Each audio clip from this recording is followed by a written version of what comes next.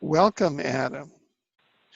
I understand that what you've done, because I've seen your very, very excellent outline, and what you've done is that in order to facilitate the sharing of this so that we have very powerful visual that we can share together with the viewers, you've created a PowerPoint of the narrative history that you wish to share with us of the real Star Wars. And perhaps we want to get started with that now, unless there's anything that you'd like to say prior to that. Sure. Yeah, I'll start it up in just a minute or two.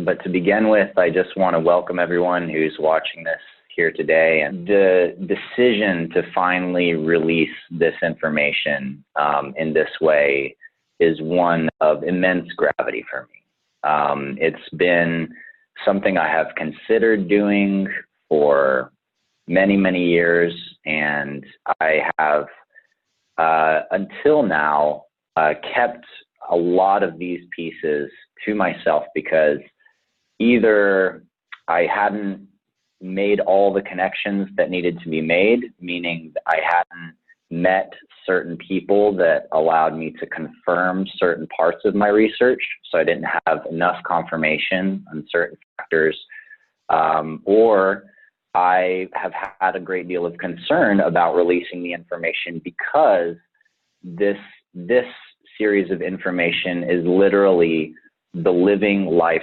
stories of over 50 of the closest people to me in my life.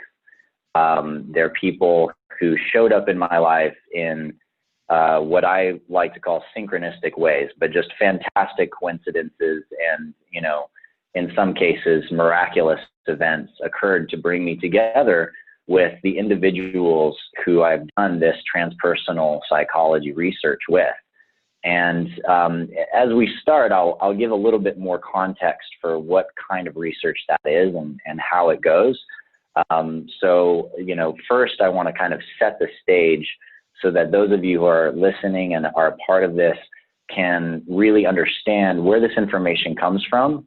And I also want to be very, very clear up front that none of this information in the format that I'm going to share it with you today is what I would call channeled information.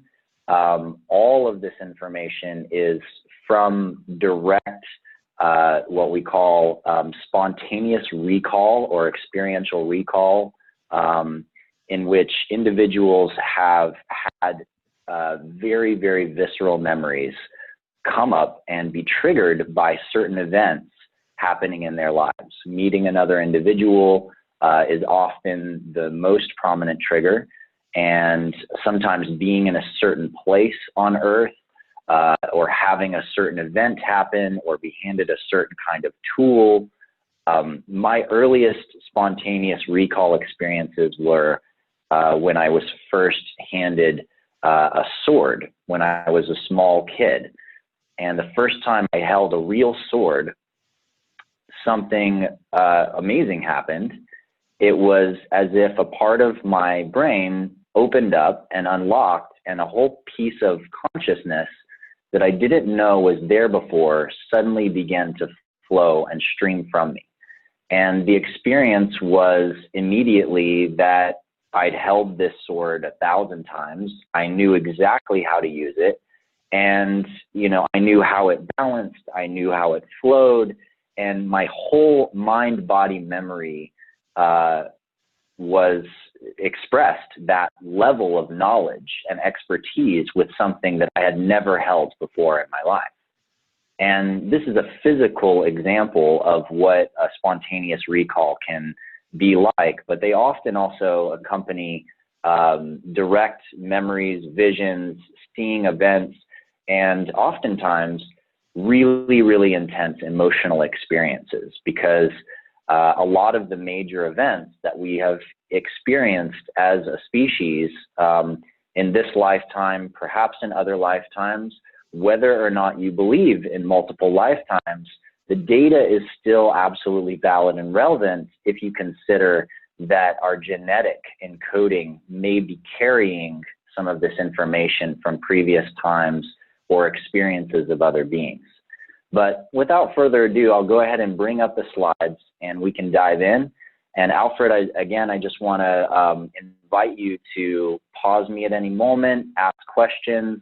Sure. And if I'm going to get to the answers later on in the presentation, I'll just let you know that we're going to get there.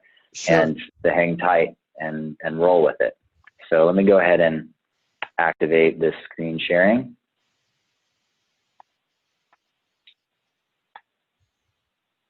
All right. Tell me if you can see that as a nice full screen share Yes. there, Alfred. Yes, it has Okay. The full screen. Fantastic. Fantastic. So we're going to call this segment Galactic History. I like to subtitle that with the secret history of the galaxy as remembered by participants in an interpersonal psychology study. And to be accurate, it's actually transpersonal. And so I mentioned a little bit about what spontaneous experiential recall is, and I'm just going to revisit that for a second. Anytime you have a spontaneous recall, and everybody's had one, it's when you hear a song, you get a smell in your nose, and then all of a sudden, boom, it's as if you have the full visceral feeling and energetic experience in your body, sensorial experience, memories, emotions, physiological changes that reflect a moment when that specific song or smell or person came into your life before. Let's say you had a really, really bad fight with your stepmom when you were young. You haven't seen her for 10 years, and then the first time you see her again, boom, there it comes. All the emotions, all these energies, flashes of memory, all of these pieces come up. A lot of us get it from smells or from hearing different kinds of songs or music, songs that remind us of times in our life. But there's a certain kind of spontaneous experiential recall that we study in transpersonal psychology that is a little different than the one that most people are familiar with. And yet most people still, in my experience, have had at least one or two of these events in their lives, and they just don't really know how to explain it. And this is what we call non-local experiential recall, or non-local spontaneous recall, where you suddenly have a memory or a feeling and an experience triggered by something that you don't understand why it's been triggered, but the memory or the experience is of something that you never went through in this life. So, for example, one of my early ones was I was in a dorm room with a few friends, and I was speaking with these two gentlemen, and we were sipping a cup of coffee, and one of my friends, Rachel, was sitting on her bed talking to these two girls, and I looked over at her, and all of a sudden, spontaneously, out of the blue, I have this flashback that I'm in this giant medieval ballroom, and she's got her hair up, and she's laughing and giggling with these two ladies, and I'm speaking with these two lords, and I'm discussing with them how to protect the grain trade between our lands. And I'm looking at her, and I'm feeling all this love for her, and I'm knowing that this is the woman that I would marry in that lifetime, or that was my love in that time. And then all of a sudden I'm back in the dorm room, and I realize I have no idea what I was talking to the two guys about previously, because all that's in my head is the name of this valley and the grain trade and how we can protect this caravan from brigands. And they're looking at me and they're like, "Are you okay?" And I wasn't sure if I was okay. I was like, "I don't know, excuse me." And I got up and I went out to the water fountain in the hall of the dorm, and I come back and I open the door to the room, and my friend Rachel is in the bathroom. She's washing her face off, and she looks at me with these eyes. And I look at her and she's like, "Did you?" And I was like, "Oh my God, you did too?" And she's like, "Yeah." And that was one of the first times I've had a spontaneous recall with somebody else in which we both remembered another time that never happened in this life. And now there's something also very interesting about this, and it gets particularly interesting when you start dealing with more than two people. So when we talk about transpersonal psychology, we're talking about a study of experiences, memories, qualities of consciousness that extend beyond conventional ideas of identity and locality. So you have a concept of who you are, right? You think you know who you are from how you grew up, and your parents taught you some stuff. You've got some genetic stuff. You know, your teachers taught you certain things. You picked up certain patterns around your friends. And yet there is some qualities to our consciousness and our behaviors that don't actually fit in the box of the stream of events that we know about so far in our lives. And because of these what we call extraneous events or special events, sometimes transcendental events, there's a lot of information about us and who we are that we need a wider realm of study to be able to really grasp and understand. And so it's this process of this greater realm of study and being open to where do these memories come from? Where do these insights we have come from?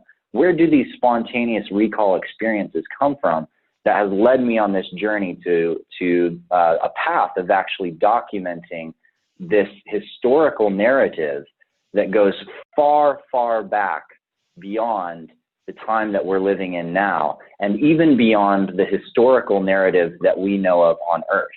In fact, that's an entirely different story and a different presentation and interview that perhaps we'll do at an appropriate time, Alfred, which is actually the memories and the history of the story of what's happened on Earth since the time of Atlantis, as recorded and shared by many of these people who have been participating in this study with me for the past 15 years.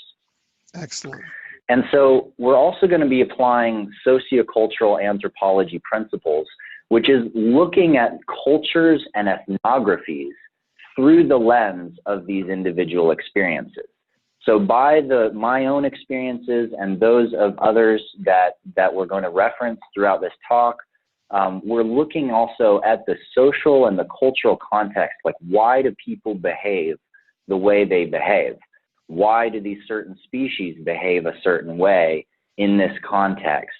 And so we're going to apply a lot of these very scientific principles to this approach, which is really important because we're dealing with information that most people don't even imagine could be true or real in our everyday lives. So I have a picture here of some samurai because I used these same methods to study one of my lifetimes, which was as a samurai in Japan. And I had a bunch of very faint elements of those memories and just a faint kind of sense of who I was and that I was there, and some emotional memory through some of the people that I had known from there. But it wasn't until I went to Japan and I actually talked with a Japanese translator who was interested in my story. She thought I must have lived in Japan most of my life because of how I behaved there. And I said, no, I've never been to Japan before, but I kind of remember being a samurai in past lives. And she said to me, well, that's really interesting. She's like, what was your family common, like the symbol for your family? And I said, well, you know, I see these curved, like little curved elements going off in three directions. They look like little hoops, but there's some kind of pattern, and I don't know what it is, but that's what I remember seeing on my flags and, you know, hanging from my armor. And she looked at me and she says, oh, Tokugawa. And I was like, Tokugawa? And she says, yeah, that sounds like Tokugawa-kama. And so then she pulls it up on her phone and she shows me, and sure enough, it is exactly the image I'd had in my mind for like 10 years or something, since I first started having these little hints of this memory as a samurai. And I was blown away. I mean, it just lit me up. And then she started doing muscle testing with me and to identify the date of my birth. And we identified the year of my birth, and it turns out there was only one person in the Tokugawa family born during that year. And my memories matched the landscapes of the place where he had a prefecture. And I ended up going after this to do Tai Chi in this royal, this area of the royal city. And I was doing Tai Chi, and this Japanese photographer was shooting pictures of me and comes over and shows me the picture. And I happened to be doing one of these moves, and directly above my head, right behind my head on the side of this armory building, is the Tokugawa sigil again. And so there's these powerful ways that we can confirm memories and experiences through data that we do have in this lifetime. And so a big part of this journey together is actually going to be looking at the narrative of some of the science fiction that we are familiar with in this time, and primarily the Star Wars series. Because there's something very interesting about the Star Wars series, and that's that, you know, George Lucas doesn't look, you know, when he talks about it, and in his original interviews, you know, he's talking about it like it's this mythological story of something that actually happened in a galaxy far, far away. And that this is a real thing that went down, and he's captured it and he's turning it into the movies. And why does everybody resonate with it? Why does it hit everyone so powerfully and so deeply? Well, my belief is that it resonates with people because many of us were actually there when the events similar to these events in these movies actually happened. And it took me about 4 or 5 years in doing my research of this very specific period in the galaxy before I started to realize all of the correlations with the Star Wars movies. I'd already done the research. And then I suddenly looked at there, and I watched one of the Star Wars movies again, and then I looked at the research, and I was like, oh my God, this is a very, very, very interesting parallel. So we'll explore some of those parallels a little bit further. And again, like I said, this is over 50 different individuals who have shared recall with me. Many of them have had recall experiences prior to the ones that they had with me, and also after. And I've done my best to put together timelines of these different individuals' experiences. And many of them also involved 3 or more people. And, you know, in some of these events, a third person who has had nothing to do with 2 other people in this series of experiences would spontaneously know and remember names, events, and things that 2 other people had only privately recalled and shared with each other. And it gets quite specific. So for the purpose of our presentation, I'm going to stay a little bit wider in the view and give you an overview of the actual journey of the events. Because if I get into too much detail, we might be here for the next 10 hours or something. So, so I will go ahead and dive in. Alfred, did you have anything you wanted to say about the intro or any questions?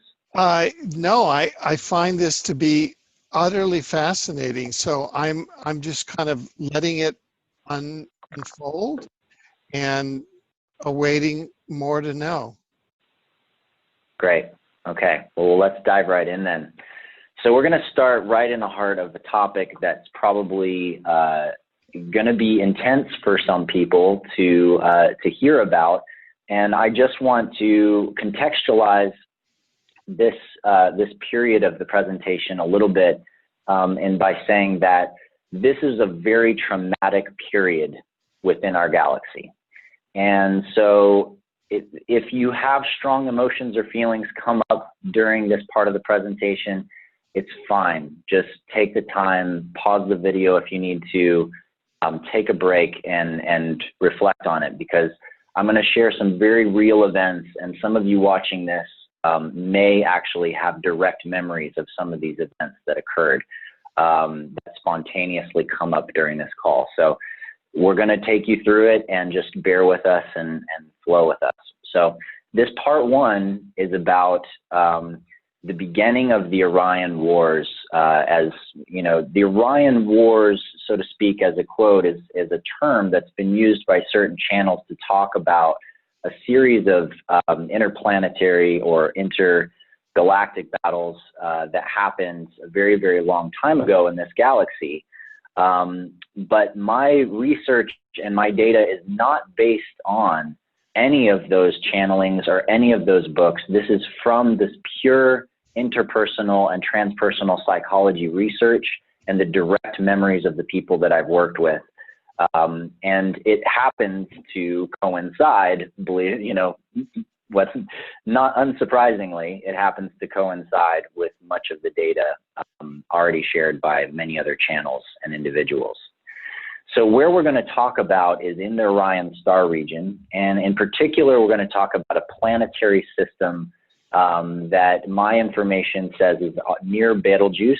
It's not in the star Betelgeuse's system itself, but it's a nearby star system to Betelgeuse, which is in the Orion star region, and it's actually the bright orangish red star in the far upper left corner of Orion. And the Shehaley system is a solar system in which two planets have the capacity for life. One is very, very Earth-like, and the other planet is a desert planet. And this desert planet has underneath its surface crystalline caves with massive amounts of water. And I find a lot of interesting correlations in the memories that myself and many of these others have of this desert planet with some of the other science fiction stories in the modern era, including Dune, even movies like the one with Arnold Schwarzenegger where he goes to Mars and there's water hidden under the surface of Mars. Total Recall, that's it. And a few other things. There are some interesting correlations there.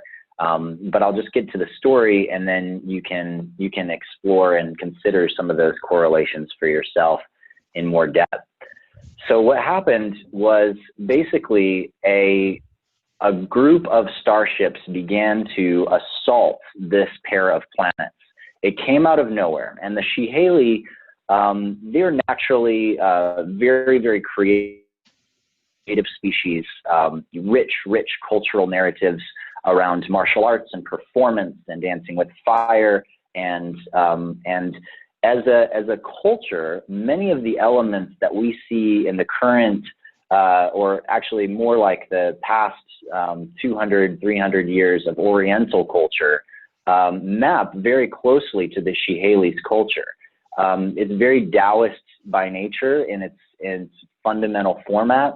And I would say like the first galactic samurai come from the Shehaley.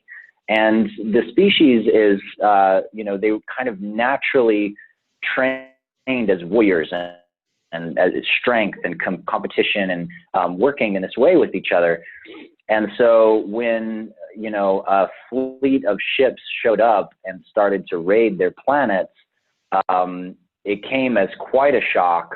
But fortunately, many of the Shehaley were able to act fast enough to retreat to places where they could hold off the assaults.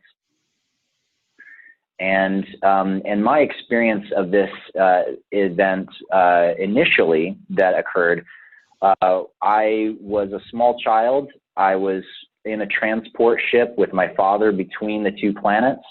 Our pod, which was like a spherical pod that gets engaged into these larger transport ships where they transport lots of these little pods that they're like little mobile homes, so to speak, was ripped from the transport ship. The lights go out, the door opens, lights come in, and I get grabbed and ripped out of this pod and away from my family. And I find the next memory that I have, I'm on a lava moon in which it's very blackened and dark, and there's volcanic areas There's places where lava flows in rivers through the surface of the moon. And at certain points in time, a planet rises on the horizon. So the moon is orbiting and also rotating this larger planet. But at the time that the planet starts to rise, we're taken in and put into these barracks. But what we're doing there is we're actually in these giant mech warrior suits in which we're actually mining for meteorites on this lava moon. So we're finding places where meteorites, the crystalline metal, has embedded itself in the surface, and using these giant robotic suits that are about 3 stories high. You strap in, you wear all of the components of it to actually mine these meteorites out. And then we go into barracks, and we're there with a lot of other slaves from many, many different species. And our captors are these beings who look like humanoid lizards / humanoid reptiles, kind of like a raptor in a human body with a little bit shorter of a muzzle. Some of them are larger and much more muscular. Some of them even have wings, and others are more smaller, and their physical body and physiology is just less strong. And a lot of the technology was very dirty. Lots of pipes and lots of conduits and oil on surfaces, strange electrical systems and that kind of thing. And so to make a sort of long story short in the journey of what happened to me on that planet, myself and a small group of others that were there, who are friends of mine in this lifetime and who I managed to confirm all this information with spontaneously. And just to give you a hint of that story, I arrived back on the East Coast after being on the West Coast and having a series of dreams of these memories in which I had the same dream every night, 3 nights in a row. And I was working with someone who has a very, very deep background in Black Ops and in a lot of the stuff that's gone down on this planet, and knows about a lot of the secret and kind of exopolitical work that's happened on this planet. And I was actually working with him, helping to protect the space, because we were working on building this company to release these nano ceramic building materials to the public. That was an amazing environmental building material. And there were psychic attacks happening on the place. And I got sick of it because they were affecting our computer systems. It was shutting down stuff in the houses. And one night something shifted in me, and I said no. And I set a ward. I called in all my powers and all my ancestors and my magic, and I set this field around the house. And suddenly I felt everything shift. I went to sleep, and that night and for the next 3 nights, I had the same dreams in a row. And they were the dreams of this series of events that I'm sharing with you. And when I finally went back to the East Coast after this experience, and all the attacks stopped, by the way, when that happened. When I went back to the East Coast, the first thing that happens, I go to this party, and a friend of mine says, "Oh my God, Adam, I've been having these dreams. I need to talk to you." And he sits me down by the fire, and he says, "So we were in these robotic mech warrior-like vehicles digging meteorites out of some planet." And I was like, okay, we need to talk. And he was the first, and then several others, one of my business partners in my company, Superluminal, and another one of my collaborators in Superluminal, who was a blue-skinned being at that time, all have confirmed memories of these events. And basically what we did was, the blue-skinned being, friend of ours, who we later found out was Pleiadian, he had figured out how to translate their communication system, and actually how to hack their data systems. And so he figured out how to hack their data, and then we learned how to take control of some of their communications and their piloting systems in their ships from this hack. And so at an opportune time, we uploaded this hack into their communication systems. We take hold of some of their basic transport and protection ships, and we ride these ships over to this mothership that is nearby the area where we do the mining. And now this mothership, interestingly enough, is a giant black half dome structure. And it's got these orange layers of lights, and this thing is absolutely massive. And we dock with this thing, we upload this virus, we have to kill these reptilian guys that are attacking us, and we upload this virus, and then suddenly all their alarm systems go down and their communications for the whole mothership is down. And at that point, we realize we've just got to get to this freighter ship that we can use to go pick everybody up. And so we steal this freighter ship, we go down to the planet, we blow up some of their turrets so they can't shoot us down, and we dock and we go in and we save a lot of these women that had different genetic experiments being done on them, some of their children, which were actually hybrids, and some were not hybrids, just children being experimented on, and many, many other miners that were being forced and enslaved to do mining on this lava moon. We bring them out, we get them in the freighter ship, we take off, and we realize we don't have many supplies. So we look in their mapping system, we end up stopping at a small outpost nearby this volcanic moon. And this outpost is kind of a giant mushroom structure looking object. And I'm not sure what sci-fi movie it is in, but I've seen someone did a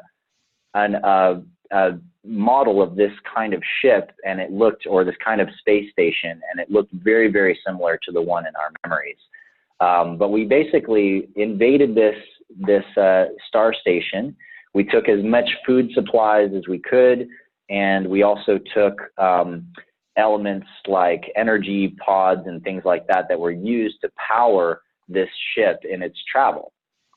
So we took off from the space station after we'd raided them, and we managed to get away and head off into open space. And what we realized is that this transport ship can't jump. In other words, it can't go faster than light and leap to another star system, either because of a lack of the right energy conduits or the right level of energy system, or the ship is just not capable of it. And so we know we have to basically use their normal engines to basically propel ourselves through space to try to get to another nearby planet or star where hopefully we can get some more resources and figure out where we're going, because we have to find our way back to our home world. And so we travel off into empty space and we head towards this gas giant that's in their navigation systems.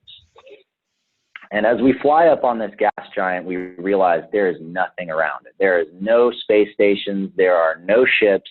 We are out in the middle of nowhere, and us and this crew that we have of a couple hundred people, have used up almost all of our food supplies, almost all of our energy supplies, and we don't know what to do next.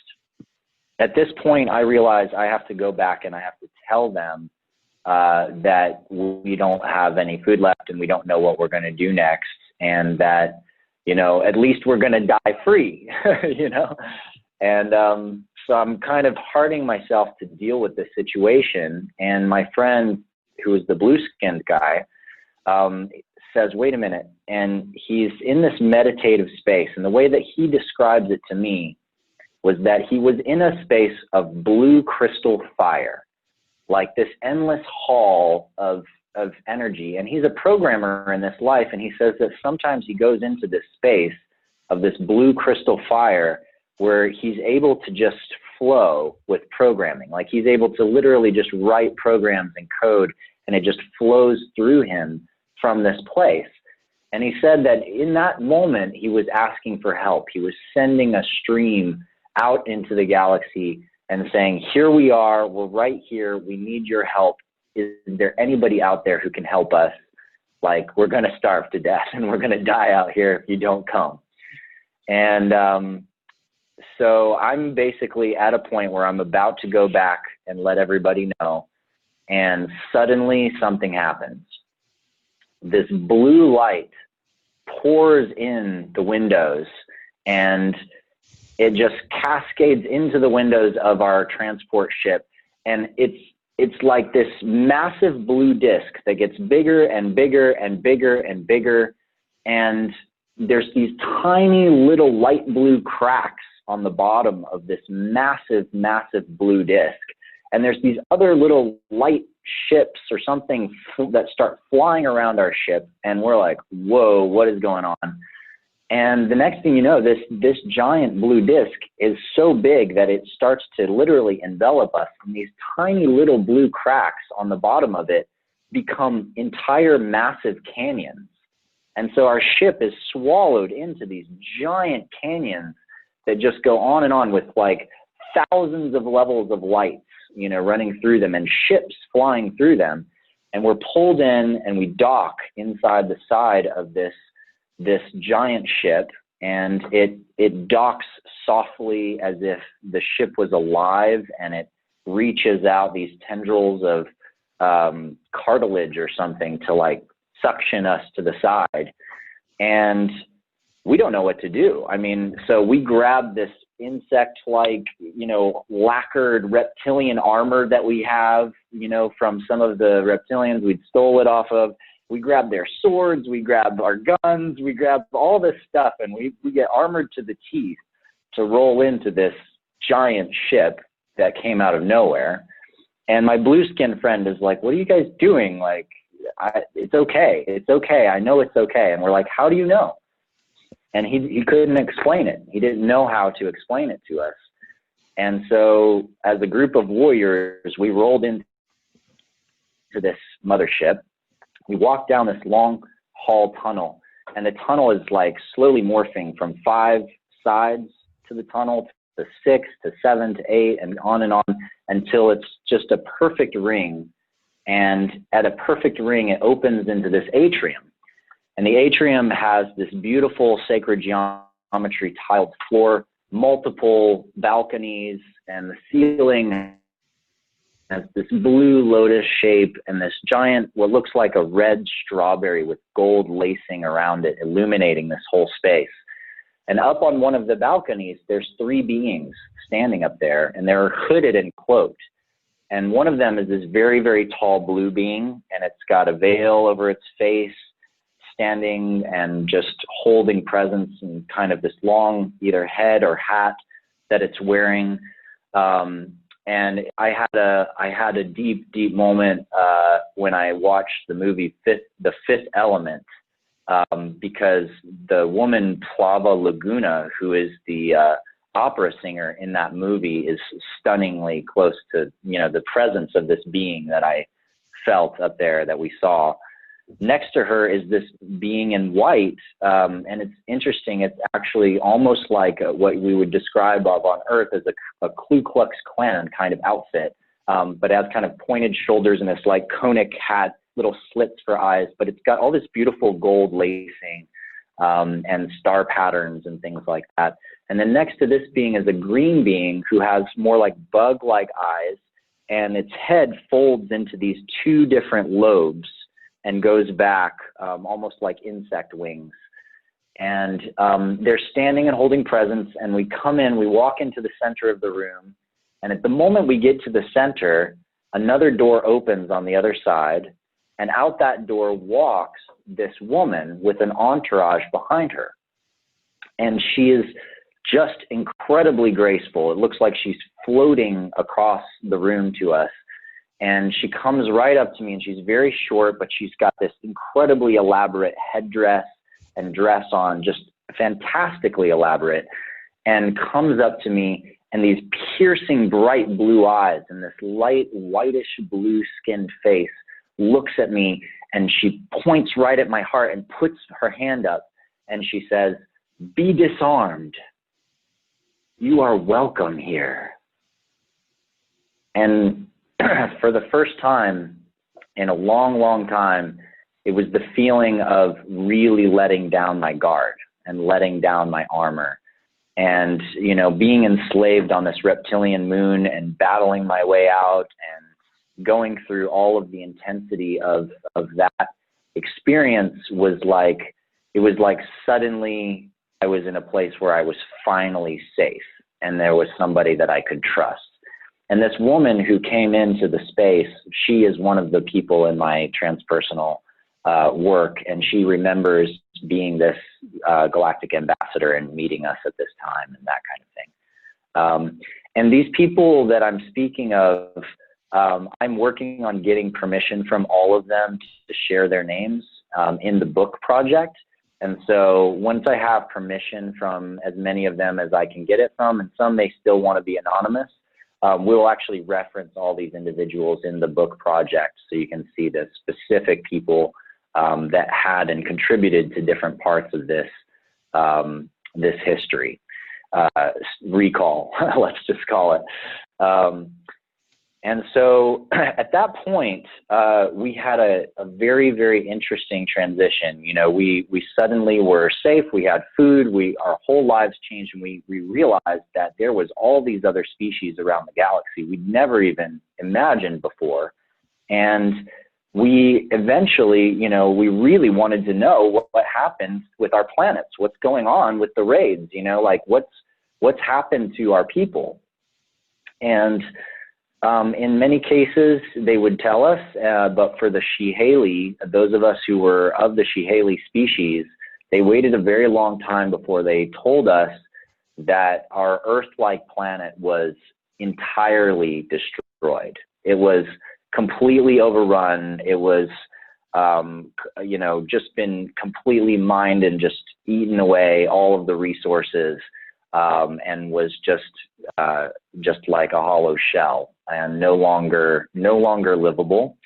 And the desert-like planet that we had, and that we populated cities in the mountains and in underground areas, that planet was still holding off the reptilian raids, but that there were ships still coming and attacking, and there are basically sieges going on all over that planet, where the reptilians were taking what they could, but they were trying to get into our cities because that's where the gates were to the underground crystal caverns, and all of the real wealth of the planet was in those locations. And so once we heard that, we were like, well, let's go do something. Let's stop them. We have these huge ships. Here's the mothership. You know, you guys have this whole galactic fleet. Like, why aren't you stopping this assault from happening? And, you know, what they told us is they said that, that this is some part of our own species' journey, and that we have to, it's some part of us establishing ourselves as strong enough to face off these reptilians, and also that we're warriors and they're not warriors. Like, they don't know, they're not used to battle. They didn't come from a place or lifetimes, you know, and species and planets where they had to battle other species. You know, there wasn't an army in the galaxy, so to speak, that could just go and raid this planet. And so what we assessed with them is we figured out that the reptilians believed that the dragons were their gods. And this is a very, very important piece of the story. So I'm going to say it again. The reptilians believed that the dragons, like giant dragons, the dragons of our mythology, the dragons that are these massive beings, sometimes with huge wings, sometimes without, they believed they were their gods. And they honored the dragons and worshiped the dragons as gods. And this is going to become a very, very important piece of the story later on in our interview. So just making a bookmark there for you. And so what we figured out was they had this technology on this mothership that had been designed, and what it was able to do is you wear this like belt, this belt buckle that's on your dantian, you know, your lower center down here. And the belt buckle can basically act as a holographic projection system for your body. And so what it does is it literally rearranges matter. And the way we might understand it now is like if you had a bunch of nanobots that could reassemble a bunch of matter around your body and make your body look like whatever you wanted it to, like some really incredible costuming, right? Except that in this case, it's actually assembling materials in space-time And it's actually assembling those materials so that your consciousness is inside this body and experiences this embodiment fully as if it was yours.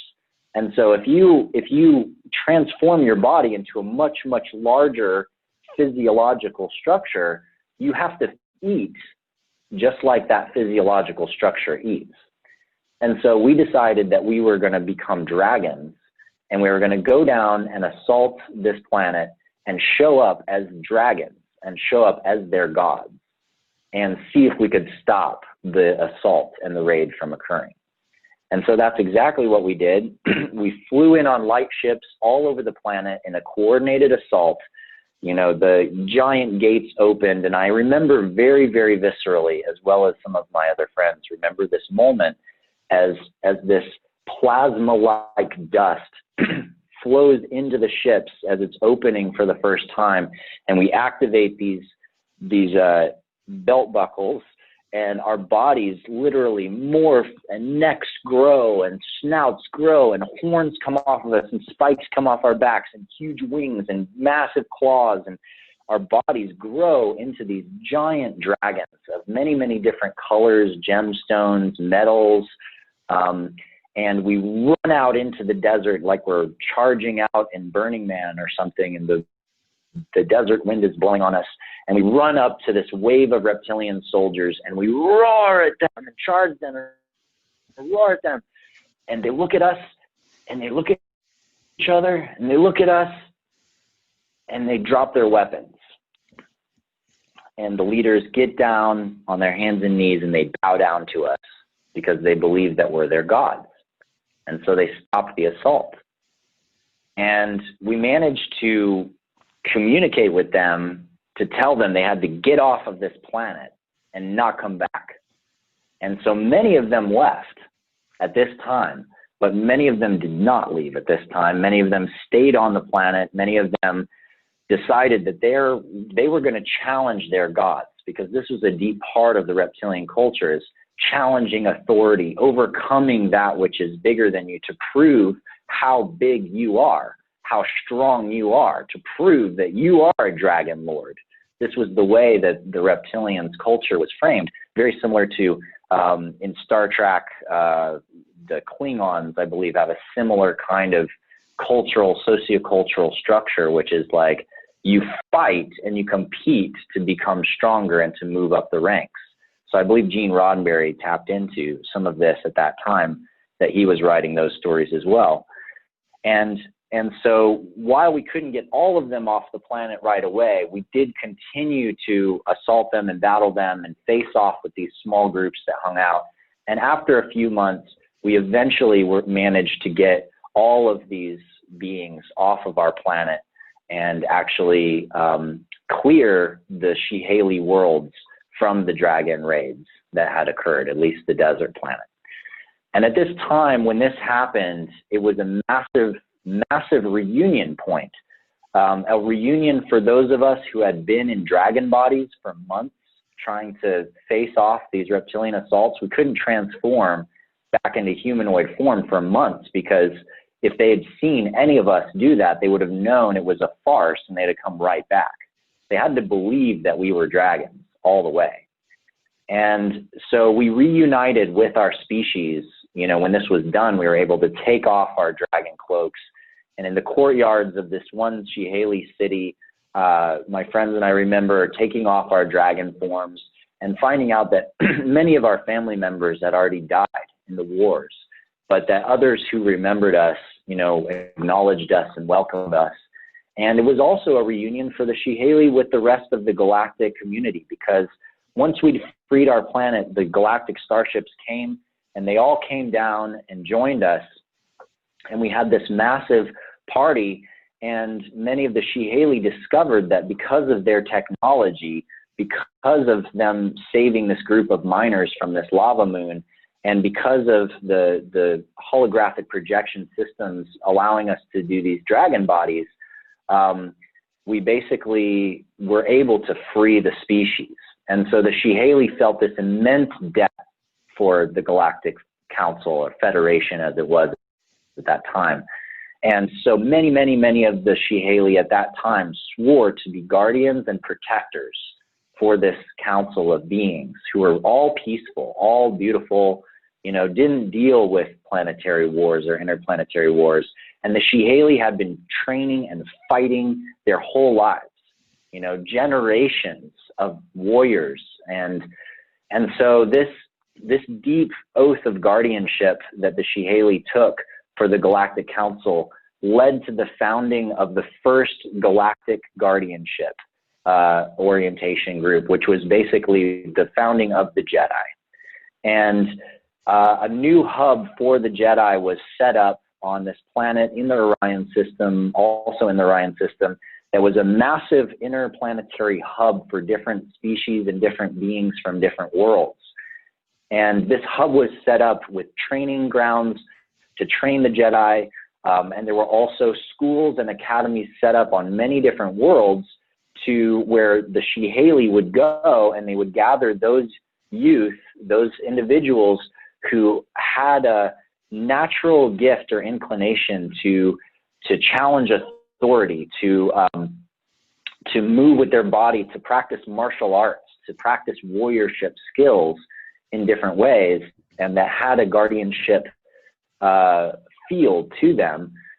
We would find them, we'd bring them in, and we began training them. And so we began creating this massive fleet of these galactic guardians or Jedi all over the galaxy. And now I'll just mention here at a point that the word Jedi is really interesting. There's a couple different possible roots for this word.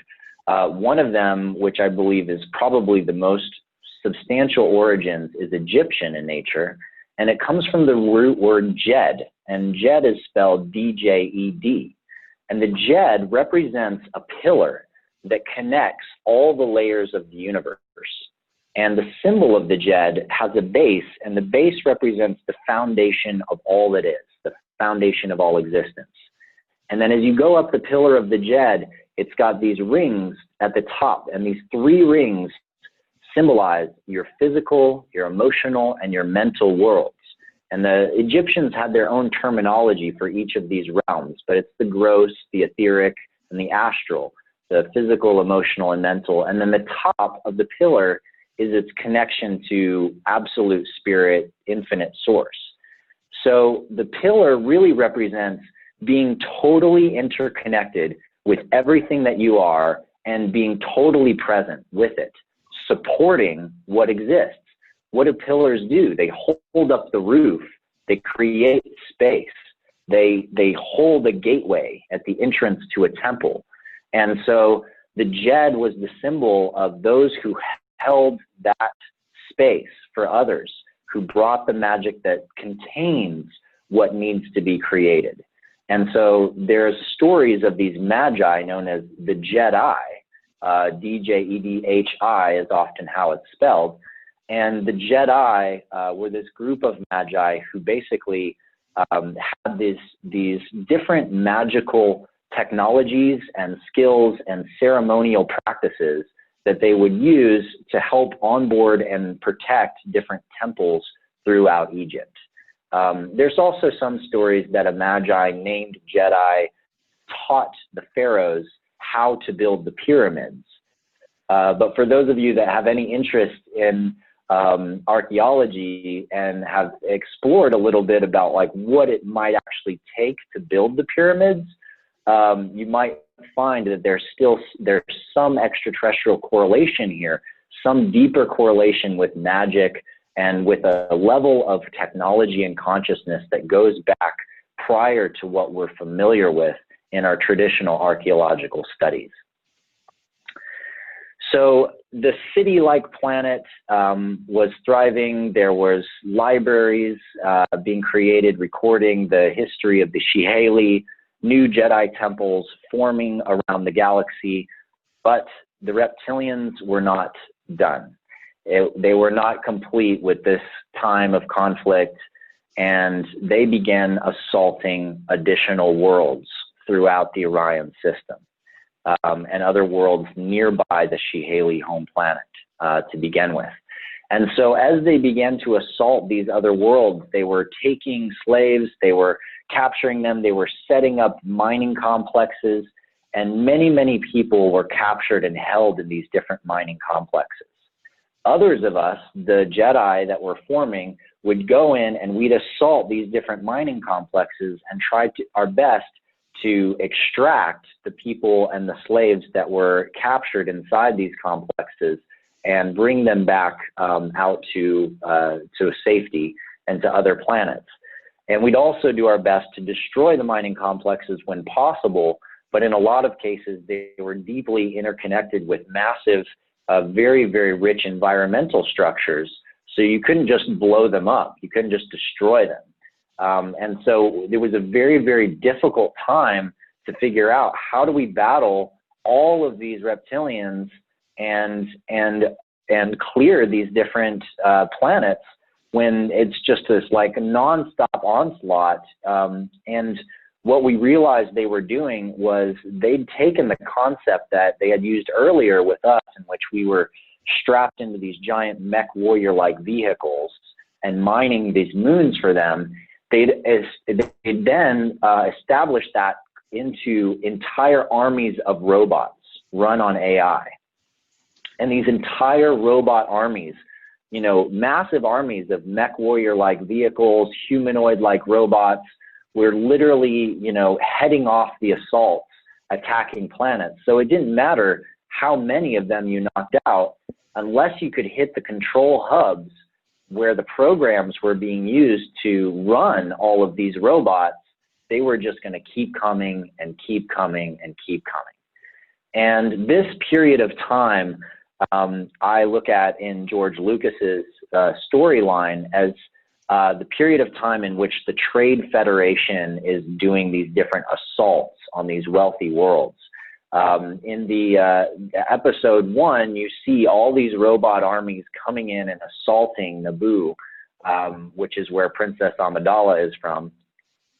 And as they're assaulting these lands, you know, it's just all of these people, that beings of flesh and blood, are having to fight all of these robots. And it's very, very challenging. And these kinds of assaults continued and got more and more massive as the reptilians were spreading throughout the galaxy, or throughout the Orion system. So at some juncture in this process, what happens is an individual in the Galactic Federation comes to the council and says, I have a solution. I have an army of beings, and this army of beings is ready to go. They're a young planet. They were about to go interplanetary. They're already trained as warriors, and they can come in and they can help us. And so what happens is we're like, well, great, you know, awesome. I mean, and then another whole planet of warriors, like that's what we need. You know, we need some serious armies here. And so they bring this army, and this army of soldiers comes in, and they start coordinating with us as we do these different attacks on planets, assaulting reptilian hubs, you know, coming in to try to stop assaults that were already in progress on different planets. And there were many, many standoff battles and different battles that occurred between our forces, these galactic stormtroopers, and these reptilian robot armies that were coming in and assaulting us. And this is basically the period of time in George Lucas's drama that he calls the Clone Wars. Now, I haven't watched any of these Clone Wars cartoons, but I have some people I know that said they're really awesome and fun to watch. So I do hope to check them out at some point, just to see some more of the correlations that exist during some of the narrative of what's going on during that time with what happens. But they're not clones. They're actually beings from this other planet. And at some point, I'll just stay here for a second and say that at some point, basically what goes down is during a massive coordinated assault on many, many different planets, in which many of these soldiers from this planetary system are with us, and doing the assault with us on the robot armies, attacking the programming hubs, going after the reptilians as much as we can all over the place. Something happens, and all of a sudden, all of the soldiers fighting for us suddenly turn on us. And so the Jedi are now very, very few, a couple leaders, you know, in each one of these different assault teams, and there are assault teams all over all these different planetary systems. And then suddenly they all turn on the Jedi and begin slaughtering the Jedi and began taking over the planets right alongside all the robot armies.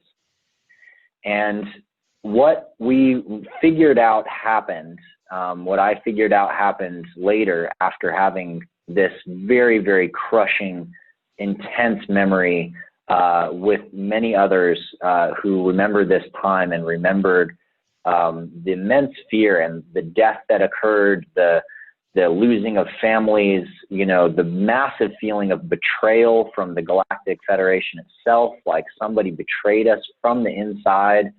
But what we unpacked happened was that whoever this was that had set up this and invited this super soldier species to come and fight with us, they had actually gone to this planet, you know, years before, probably earlier in the reptilian assaults, and they showed up at this planet, and this is the planet of the Zeta Reticuli.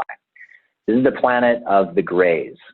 And they show up for the Greys, and they say, hey, you know, we see that you guys are having a little trouble, you know, breaking past this last piece of your growth, and you're about to be interplanetary. You're about to have all these skills.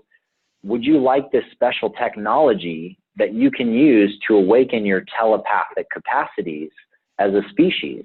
That was their block. They were having trouble with the telepathic world, and you need telepathic ability to be able to pilot faster than light starships.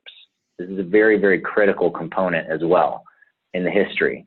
And so the Zetas said, sure, let's do it. Or the Council of Zeta that they had been speaking with, this ambassador who betrayed the Galactic Council. And so what the technology was chips that could be installed in the back of your head. And so it went out like wildfire. The Zetas spread these chips like crazy.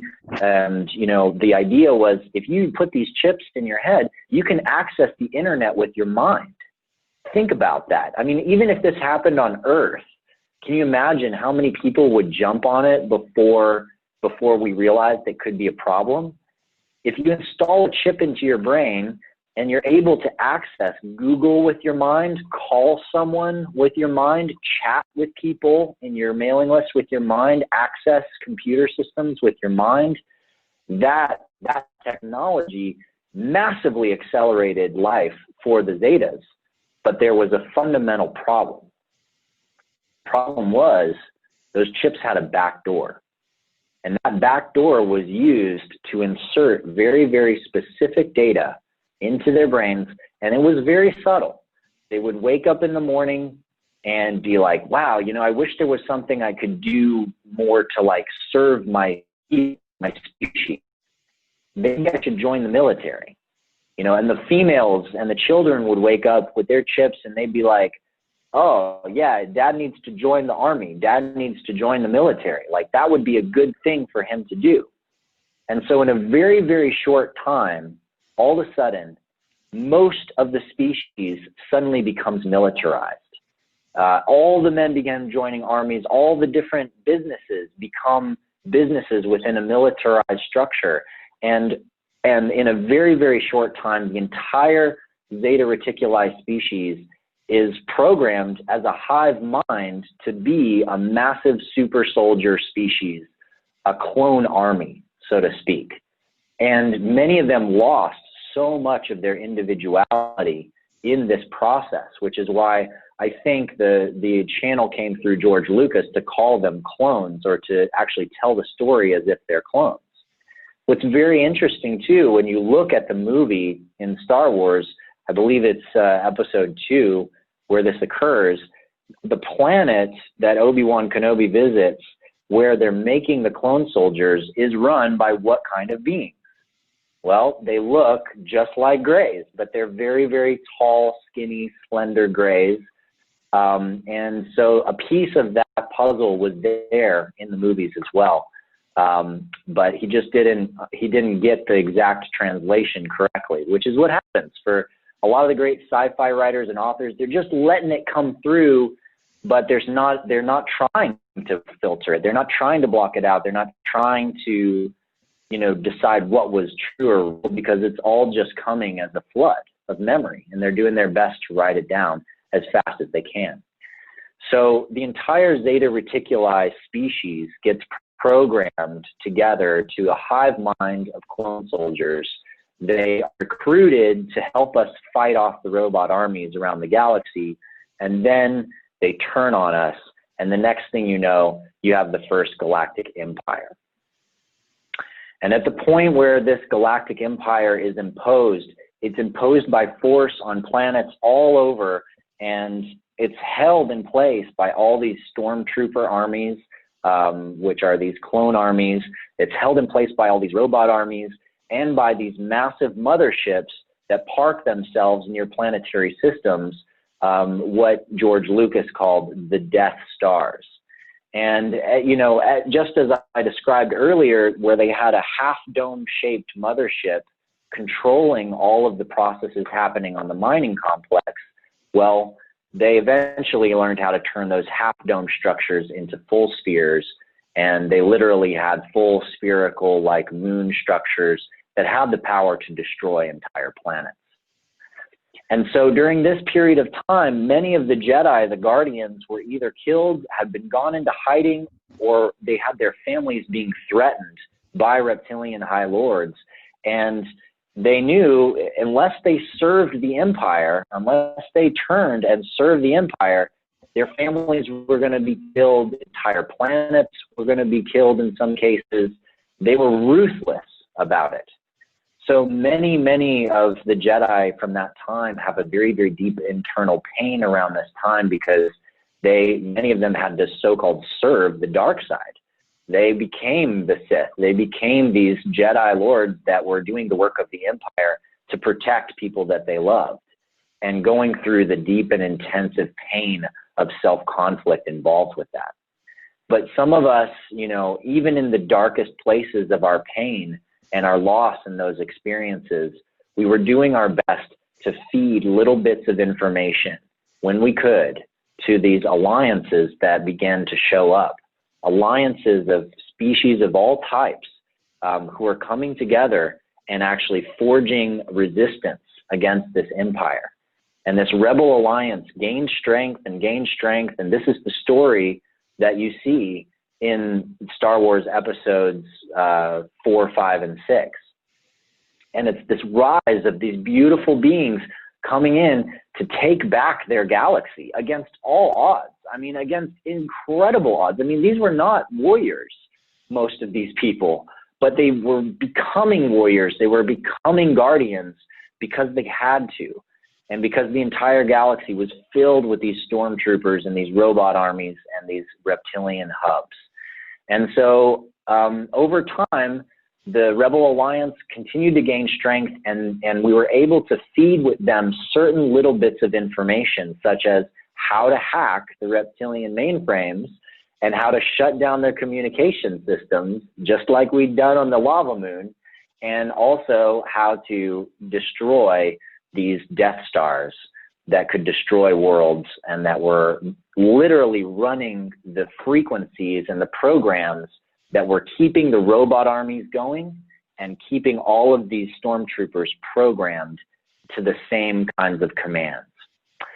And so we basically, the Rebel Alliance basically gained enough strength to finally face off the Empire and begin destroying some of the most critical points, some critical battle stations. And as they destroyed those Death Stars, the programs for all the robot armies shut down, and all the Zeta Reticuli soldiers that were being programmed and held to their missions, that program ceased. And so all of a sudden you have shut down robots everywhere, and all the guys who are supposed to be the guards for the Empire are like, what are we doing? What's happening? What's going on? They're confused. They don't know what's happening. They've had this information stream being fed into their heads consistently for years and years and years. And suddenly they don't even know who they are anymore. And this is the point at the end of Return of the Jedi, you know, when some of the largest programming hubs are destroyed and the galaxy finally has its first great celebrations of peace, because so many, all these robot armies, so many of these clone soldier armies are all shut down, and there's no longer a massive, massive force that can enforce the will of the Empire. And so all the planets where those beings had been become freed. And this is an interesting juncture, because this is the point where this new series is about to start, that's coming out. And this new Star Wars series, we're going to get to see, well, like what happened after that from the perspective of George Lucas's channel in the storyline of what went down. But I can tell you right now, as a secret tip of what we remember happened prior to that, and then we can together have this very interesting adventure of seeing whether or not it correlates, and whether or not some of these different pieces of what we remember are being mapped in Disney's version of the next Star Wars series. Now so that's going to be pretty fun. Now that's going to be very, very interesting to see the correlation of George Lucas with Disney, whether there's a divergence there, because we know that Disney rejected George Lucas's story suggestions because they had bought out his so please continue with the narrative. Yeah, I would be happy to. And you know, I just have to say, it makes me very sad to hear that they blocked some of his suggestions on the story, because I don't necessarily trust Disney's capacity to tell the galactic story as it happened, but George Lucas did a pretty good job.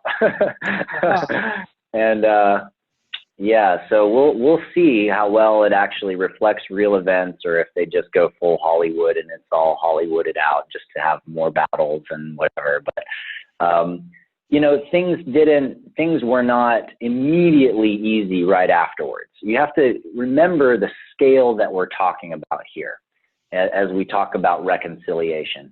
We're talking about, you know, the Orion system, which is not even a system, by the way. It's many, many different star systems, and these star systems are many, many, many light years apart. You know, when you look at the belts in Orion, those 3 stars in a belt, they look like they're all pretty close together, right? But they're not. The 2 on the sides of the belt are actually pretty close to us, meaning, you know, in the realm of 100 light years away. Whereas the star in the very center of the belt is actually 2 stars, and it's over 400 light years away. It's like way, way, way further back. And so, you know, there's all these interesting levels of depth and scale that you gain when you start to realize you're talking about a community of species across many planetary systems and star systems that are hundreds to thousands of light years apart. And at this point, you know, the technology at the galactic scale has been for a very, very long time already superluminal. They've already had the ability to travel faster than light. So getting from one planet to another, jumping here to there, you know, hitting light speed is really not that big of a deal.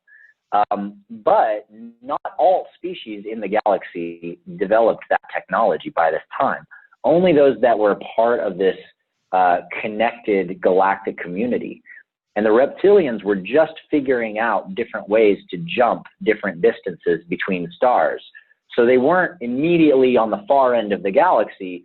They were mainly spreading in a coordinated format, placing their moons, you know, their Death Stars in different junctures, coming with their battle stations, coming in and assaulting worlds after worlds, building this whole empire out from a core.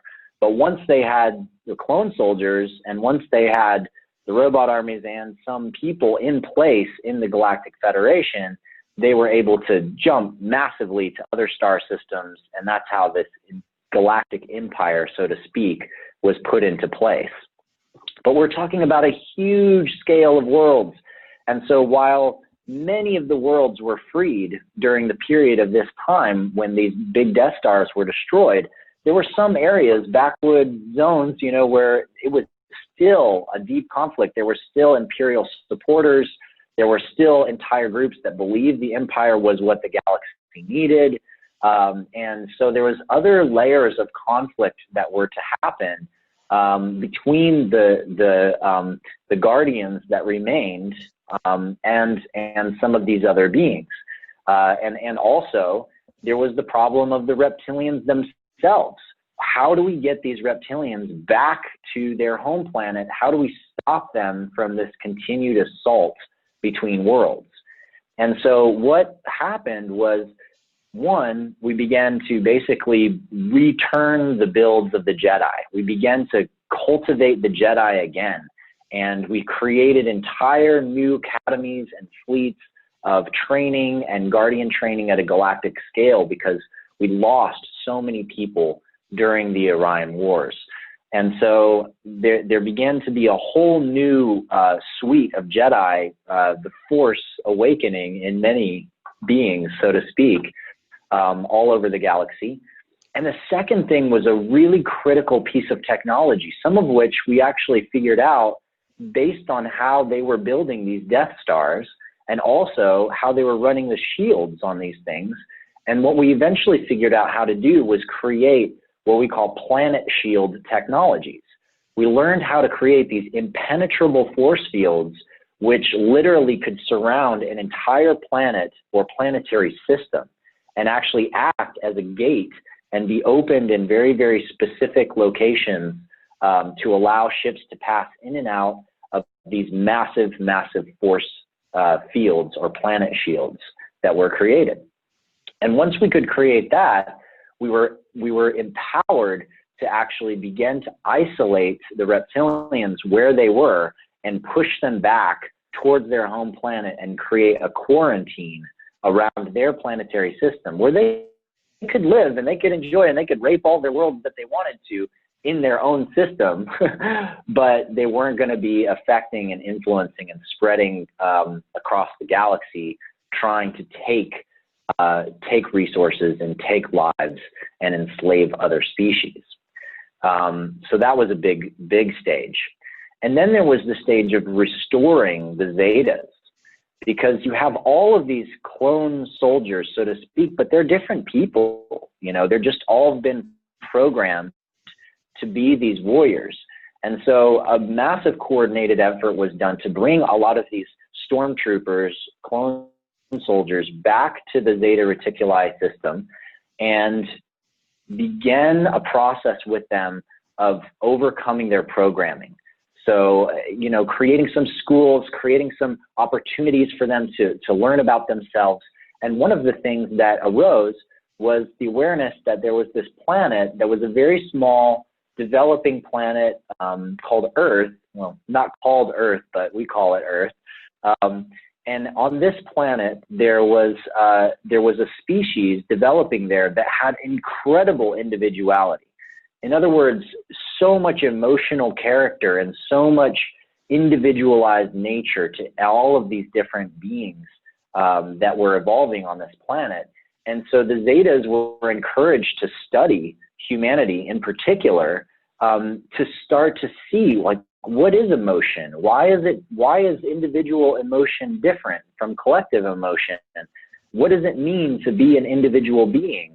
And so for literally, 13,000 years, at least, the Zetas have been studying humankind, coming to Earth, participating with humans in different ways, engaging with humans at times, just as many of the other galactic species out there have been. But that's another story. But this gives us a little bit of context for why the experimentation, why some of the abductions all the way up until recent times, and also why did the abductions stop at some point? Why did the study stop? And also, what's the situation with the hybrid children? Why are there hybrids? Why are the Zetas so interested in working out their own genetic challenges through merging their genome with humanity? And this is the key to all of it, is understanding that they were the Borg. They had a hive mind. They were all programmed, and they've been for thousands and thousands of years working their way out from that deep state of collective hive programming and coming back into individualization with themselves. And so at this time juncture, a galactic council is also forged. It's no longer appropriate to call it a republic, because at this point we realize that you know, as long as there's a republic and there's some kind of collective decision-making engine, then there could always be deception. One group could come in, sway the whole collective, and the next thing you know, you've got an army that's been generated on a little planet that's now assaulting the entire galaxy, and you end up with the Galactic Empire. So the new way the Galactic Council is forged is as an alliance of free worlds. It's every world, every part of every community that participates in this Galactic Council are sovereign and independent, but to be a part of this alliance and this family means that they share very specific collective values. And some of these collective values are things that we're realizing are really the critical values to establish, to create an entire planet in a state of peace here on Earth. And one of the foremost ones I want to touch on is open source. The principle of open source resolves so many conflicts, it's ridiculous. When you have two nation states that are battling, two different communities on a planet that are battling, or two different planets that are battling, what are they battling for? They're often battling for resources or information that the other individual has that they want. They either want their resources or they want to impose their own ideas on some other species, or their way of being on some other species. So the right of open source and sovereignty is that you can create whatever you want, but create whatever you want and give it away. If you give it away, then whatever they want, they already have. They can have it for free, for nothing. It's theirs. They can have the technology. They can have the thing. If they already have it, there's no power balance that's in place. And the other thing, let me restate that and say, if you give away what it is that you have to others, instead of keeping it secret and instead of keeping it to yourself, then there's nothing that they really need from you. They already have what it is that you need to give. And so there is a balance of power already in place. And this is really critical and crucial as we look at the economic changes and the social changes happening on planet Earth. And we see that the open source projects that exist are really the ones that are leading the pack in doing new developments, because they're not trying to take stuff and steal stuff and corporate espionage or nation espionage just to know what the other group's doing. If people around planet Earth were more open and transparent about their activities, we wouldn't have to have billion-dollar intelligence complexes that are constantly trying to control the information flow. The information flow would be open. And when the information flow is open and the resource flow is also open, because you develop technologies like replicators, and the energy flow is also open because you have new energy systems running on the fabric of space-time itself, vacuum-based engines. And you also have the freedom of space to travel to whatever planet you want to travel to. Well, right there, you've knocked off the 4 big reasons why we go into conflict here on Earth. And they're also the big reasons why we've had a lot of conflict in the galaxy. Why did the reptilians assault all of these worlds? Well, there was a piece that is a deep emotional trauma, and we're going to talk about that here a little bit more in just a minute. But other than the emotional trauma, they needed resources. They didn't have replication systems. They were taking planets to take resources and expand their empire. They weren't part of a community of open source participants. So this galactic council that formed at this time really changed the dynamics around the galaxy, and it opened up a whole new level of communing between worlds, because if anybody progressed and anybody gained really amazing new abilities or new tech, everybody gained it. It was shared everywhere. And so this really established a comprehensive level of peace across the galaxy. And at least within all of the alliance worlds, there are still many worlds that are growing up, just like us humans here on Earth, that have not become, fully interstellar species yet. And every species has to go through its own process of growth and development. It can't be given by a galactic species.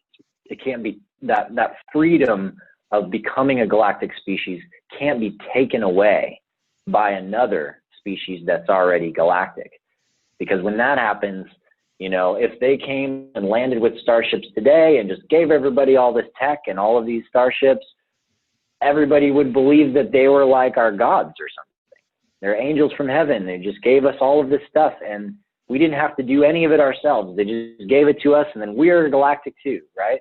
But we'd always resent that, because as humans, we like, and not just as humans, as beings, we like to create our own. We like to do it ourselves. We like to get there and be like, yeah, we got there. We did it. And so I'm just kind of foreshadowing and touching on a few of the other pieces of how this relates to the present moment and the galactic situation that we're in right now at this time. So do you have any questions so far, Alfred, or we can bridge to another part at this point or not? Yeah, I do, but I'd like to leave them to the end. I'd like to kind of go through the whole flow and then ask questions at the end. I've been marking down questions. Great. Okay, well, let's talk a little bit about the healing process then that began to go down. And let's dive a little bit deeper into the roots of some of the really fundamental questions. Like, why did this whole thing happen? What went down? What was going on in these reptilians' minds? Why did they attack and assault all of these worlds? What was the problem? This is a piece that you won't find anywhere, and it's still a critical problem right now, because right now you have all of these people who are channeling all these memories of reptilians, and they're claiming, our government beings are reptilians, and there's all these reptilian forces, and they're coming in and they're in Earth already, and they're attacking us, and we're scared of them, and they're bad guys, and they're trying to control us and do this stuff to us. Why? Why are they? And what makes them bad? And why do we have this concept of what they're doing is bad, besides the fact that we're scared of what they've done before and that they might do it again? We have this latent fear that we're going to just be taken over and it's all going to be controlled again, and we're going to be stuck under the thumb of an oppressive empire that's going to cause some kind of worldwide destruction on this planet. We're afraid of losing our planet, because for those of us who have been galactic beings, and experienced the same vision as Leia had on the starship with Darth Vader, when they shoot a planet that Leia was born at, and she sees the entire planet get destroyed. That level of grief and pain does not go away in one lifetime or 5 or 10. The level of grief that is created when you lose an entire planet is one that affects a species, from a genetic standpoint, from a spiritual standpoint, for a very, very, very long time. And many of us here on Earth right now are still scared that we're going to lose our planet, that they're going to destroy our planet, or that we are going to destroy our planet. And we're afraid of that grief. We're afraid of that wound being opened again, and the immense, massive loss that comes with that. So we have to face the fact that this has already happened. This has already happened. This story is of the past. We connect with it. We get inspired by it. We look at the pieces of it because it reminds us something about who we are. It reminds us of our strength, of overcoming challenges, of overcoming control, of uniting together, of being a rebel alliance that can overcome, great tyranny. And that inspiration that's inside of us, that's birthed through this work, is something that we feel like we can give to other people. And that's why I'm here. That's part of why I'm doing this and sharing this now, because I know that it's time right now for people to receive this information and to begin to apply it to their lives. So what happened with the reptilians? Where did they come from? Why did they attack these worlds, and what was going on? Well, it wasn't until very, very recently that I finally put together the final pieces of this puzzle and was able to confirm the experiences that detail the roots of what happened. Several years ago, I was able to, I underwent several experiences of contact with different extraterrestrial species. And in one of those experiences of contact, I was brought astrally to the Arcturian home system, and I was brought into a massive hall that the Arcturians had built underground. Many of the cities in the Arcturian home worlds are underground because the air quality of the planet has changed. The atmosphere is much, much thinner than it was. It's very much like Mars, has a reddish light because it's close to a giant red star. And in one of these caverns underground, which I would describe as being very similar to the mines of Moria in the J.R.R. Tolkien series, The Lord of the Rings. And these massive halls were record halls in which different galactic records were kept in these giant stone tablets and also on these giant wall friezes. And I was brought there with this woman who was a prisoner of some kind, or I thought she was a prisoner, and she was walking between these two guards, and she walks to the wall, and she unlocks this thing in this wall, and it shows me this huge picture, and it's like holographic stone structures showing me what went down.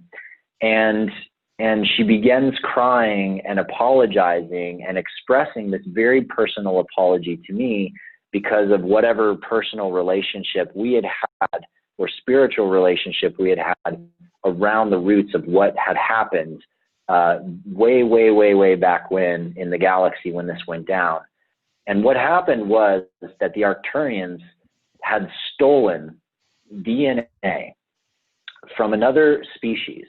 And what I learned about the Arcturians over years of doing galactic research and transpersonal research with people who remember being Arcturians is that they're master geneticists. They figured out the genomes of many, many different species, a very long time ago. They began manipulating their own genetics for a very long time. They've adapted themselves so they look like all kinds of different beings, sometimes animal humanoid hybrids, sometimes just different types of humanoids, different structures of humanoids. And what they had done was they had stolen DNA from dragon species. And these dragon species were primarily embodied in another galaxy, in Andromeda. And what happened was they stole all this dragon DNA, and then they began to create hybrids with this dragon DNA. And they were working to, basically, the story that she shared with me was that they were trying to make a bridge between these gracious, massive dragon beings who had such a powerful physical and energetic presence. They could literally move the fabric of space and send ripples through it and move elementals and invoke elementals like fire and water and immense power, powerful beings. And And they were trying to somehow build a bridge between these amazing beings and the humanoids, the Arcturians, the Assyrians, the Pleiadians, the Shiheli, the Lacrinon, all of these other humanoid-like beings that had a hard time relating to that nature of consciousness that the dragons had. And so they were creating hybrids, and they seeded a planet of these hybrids so that these different hybrids of different species combinations, some Arcturian with dragons, some Shiheli with dragons, some Pleiadian with dragon, many, many different kinds. And they were seeded these hybrids, and they started a whole civilization. And now the civilization was cool at first. You know, it was blooming. It was interesting. They were super creative, super inventive, but there was a problem. And the problem comes down to something that is a spiritual principle that my soul family and I have gathered as an understanding over many years of doing this work, which is that there's a very specific kind of travel through the galaxy that we call soul travel. And what soul travel is when you die and you leave a body and you travel as a soul to another planetary system, sometimes to another galaxy, and you're born into another type of species or another body in order to experience what it's like to be that kind of species. And this is what's happened on planet Earth, is that there have been countless souls who have traveled to planet Earth to be born as humans and experience what it's like to be humans. And we're going to get to that more a little bit later. But for right now, what's really important and relevant is to understand that sometimes if there's not a conscious decision of exactly which body you're going to go into, what will happen is you will follow a natural pattern through your own genetic descendants to the next body that your soul is going to be incarnated into. And so what would happen was that these dragons who were living in Andromeda would die or pass away or leave their body expecting to be born again into their own descendant line, the line of their own children, right? To have their own genetic line preserved and their own genetic families preserved. The dragons, this was part of their culture.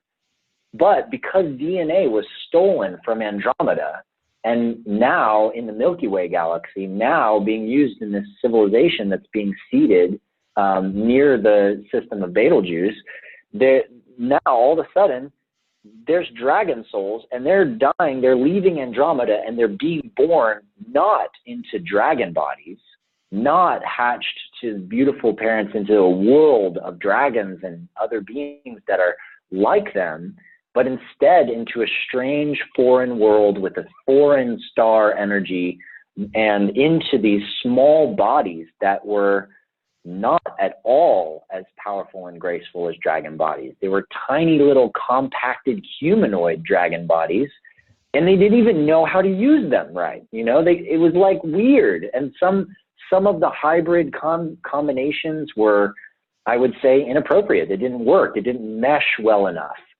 And so they were always angry. And they were angry and and they had forgotten who they were. They're just, why am I in this body? Why am I in this situation? I'm powerful. I'm more powerful than this. I'm going to show you how much more powerful I am.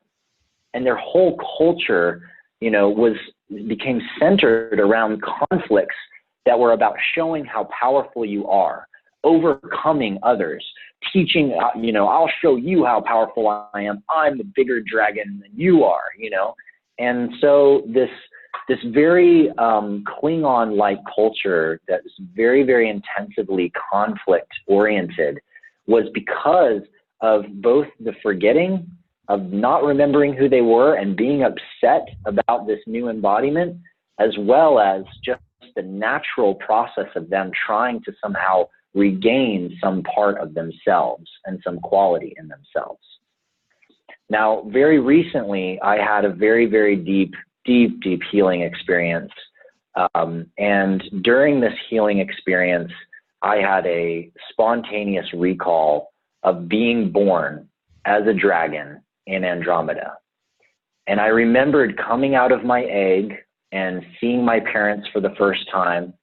And it put together pieces of a puzzle that I've been assembling for a very long time, in which a couple from Argentina said they knew me from Andromeda, but we weren't humans and we were some other kind of beings, to a friend of mine that I went to Burning Man with many times saying, I know you recruited me from Andromeda and we came to this galaxy together, but I don't understand what happened or why it was so intense when we got here. And I'd been piecing together all these parts of the puzzle of where I came from and why. And I finally got the answer when I had this memory of being born as a dragon in Andromeda. Because when I grew up, I saw what went down. I saw that the dragon's DNA had been stolen by this other galactic species, these very strange, different humanoid beings who had taken the DNA and were using it on their own, just creating all of these beings with no respect and no honor for where that information had come from. And we treated our genetics as the most valuable thing that we have. It was our divine encoding, our sacred gift. So to have it just ripped away and stolen, there was massive, massive, massive anger among the dragons. And there were councils that were created, and many of the high dragon lords were so upset that they decided they were going to just die right then and travel to the Milky Way galaxy and teach these humanoids a lesson. They were going to travel, be born as these reptilian beings, these hybrids, and they were going to go through and they were just going to destroy as much of the galaxy as possible. Traveling intergalactically is a little bit more challenging than traveling interstellar, just as a note of context on this. And so soul travel is a much, much easier and faster way to go when you're traveling between galaxies. And so these high dragon lords, in their rage, were dying, killing themselves, and leaving their bodies and traveling to this galaxy to be born as reptilians. And they were the ones that led those armies of assault to take out as many of these humanoids as they could, to cleanse this scourge from the universe, this dishonorable form of being and life. But you know, there's a problem when you do soul travel, and that's that you don't always remember all the pieces of the context. You don't always remember what went down. And so after traveling and being born and lives of being reptilian, the reptilians lost the original piece of why they had come, and instead were doing it because it was part of the nature of who they were. And they just kept going, and the trauma has been kept coming out for thousands and thousands of years since this original wound. But what also happened at that time was that there was a tribe of dragons who were, I consider, my family and my friends and the people that I have many of these deepest memories with. I know were dragons during that time, and they know themselves as dragons. They've known they were dragons since they were kids, but they never had a realistic logical understanding of how that could even be possible. Why is that not just a fantasy? Why is that not just something weird that's in my head? Why did I imagine myself as a dragon as a small child? Why have I had so many dreams of dragons? It's unexplained. It was unexplained. And so this piece I offer to my dragon family out there and say there were some of us that knew we had to stop this trauma from being propagated. And so we also died, and we also left our bodies. We traveled to the galaxy to be embodied as different species from different planetary systems around the circuit of stars around this area where the reptilians were coming across and assaulting. Some of us were even tried to be born as reptilians, but it didn't work out that well because there was such a militarized force. But many of us were born as Shiheli and as Pleiadians and as Syrians and as Laquinon and as Yahonians and many other galactic species that surrounded this reptilian force and became the first guardians that would fight back against our own people to try to stop the spread of this wound and this trauma, and to somehow reconcile the healing and resolve the trauma ourselves without destroying another galaxy.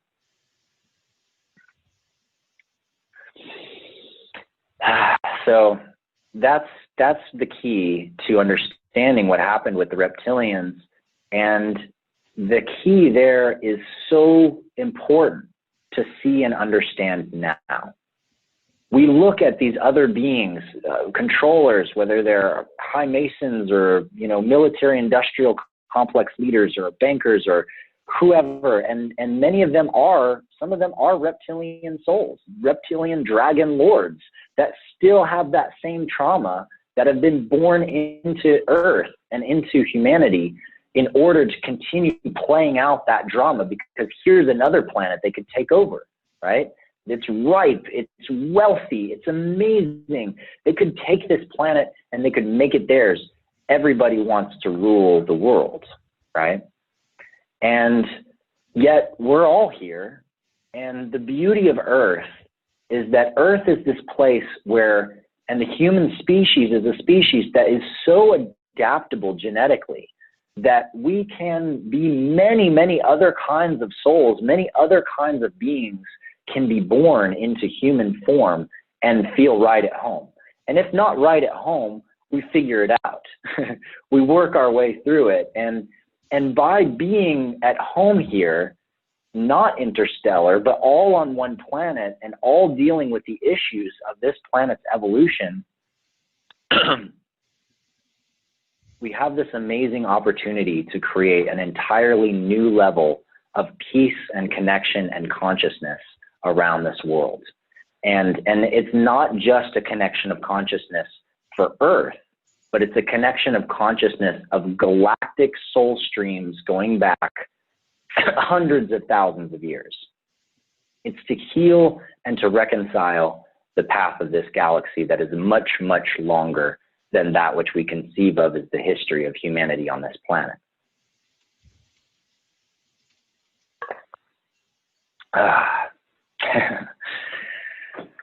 So here we are, and many of us as humans have these latent traumas from these galactic events. We fear these reptilians. We're afraid of getting chips implanted in us because we don't want it to happen again.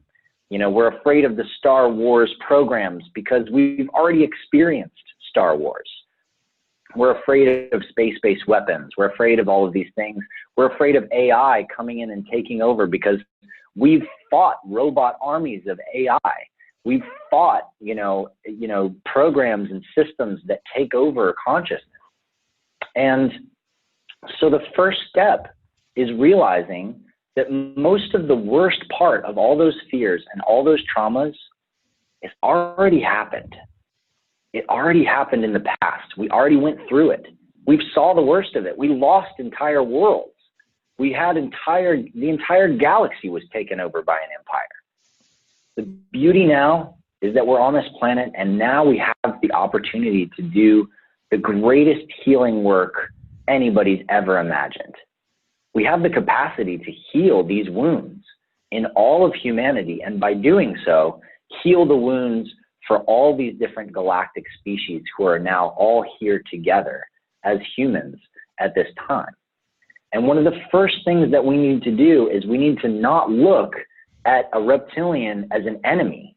We need to see that they're just maybe traumatized. We also need to recognize that there are many, many reptilian beings that have already overcome this trauma and that are part of this galactic community and family. And there are many different channeled books by different authors that verify that there's reptilians that are part of this galactic family of light, that are part of this greater force for good in the galaxy. And if we want to resolve the major problems, we want to really resolve the conflicts, we have to heal the dragon wound.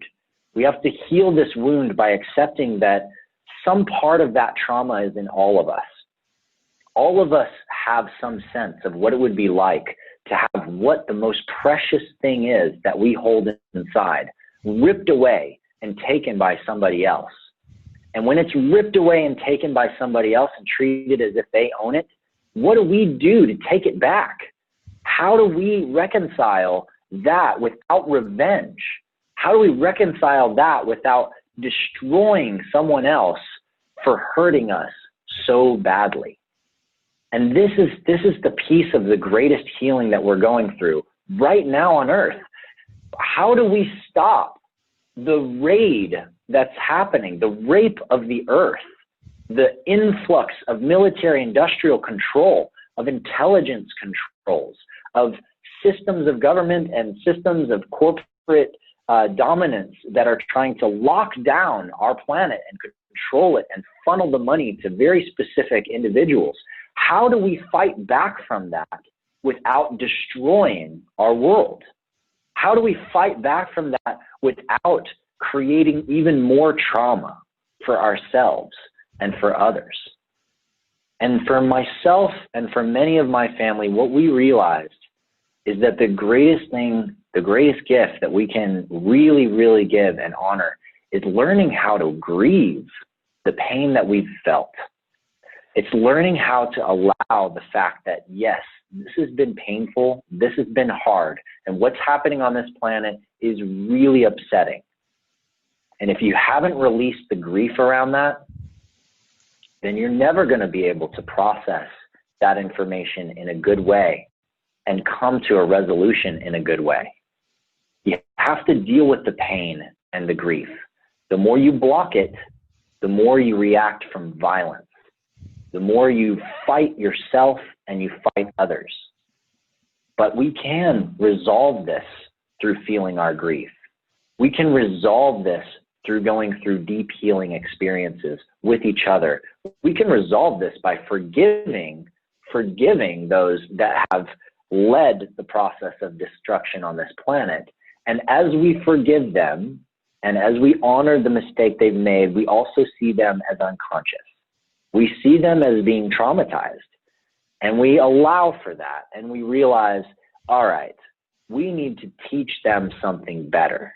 We need to show them a better way.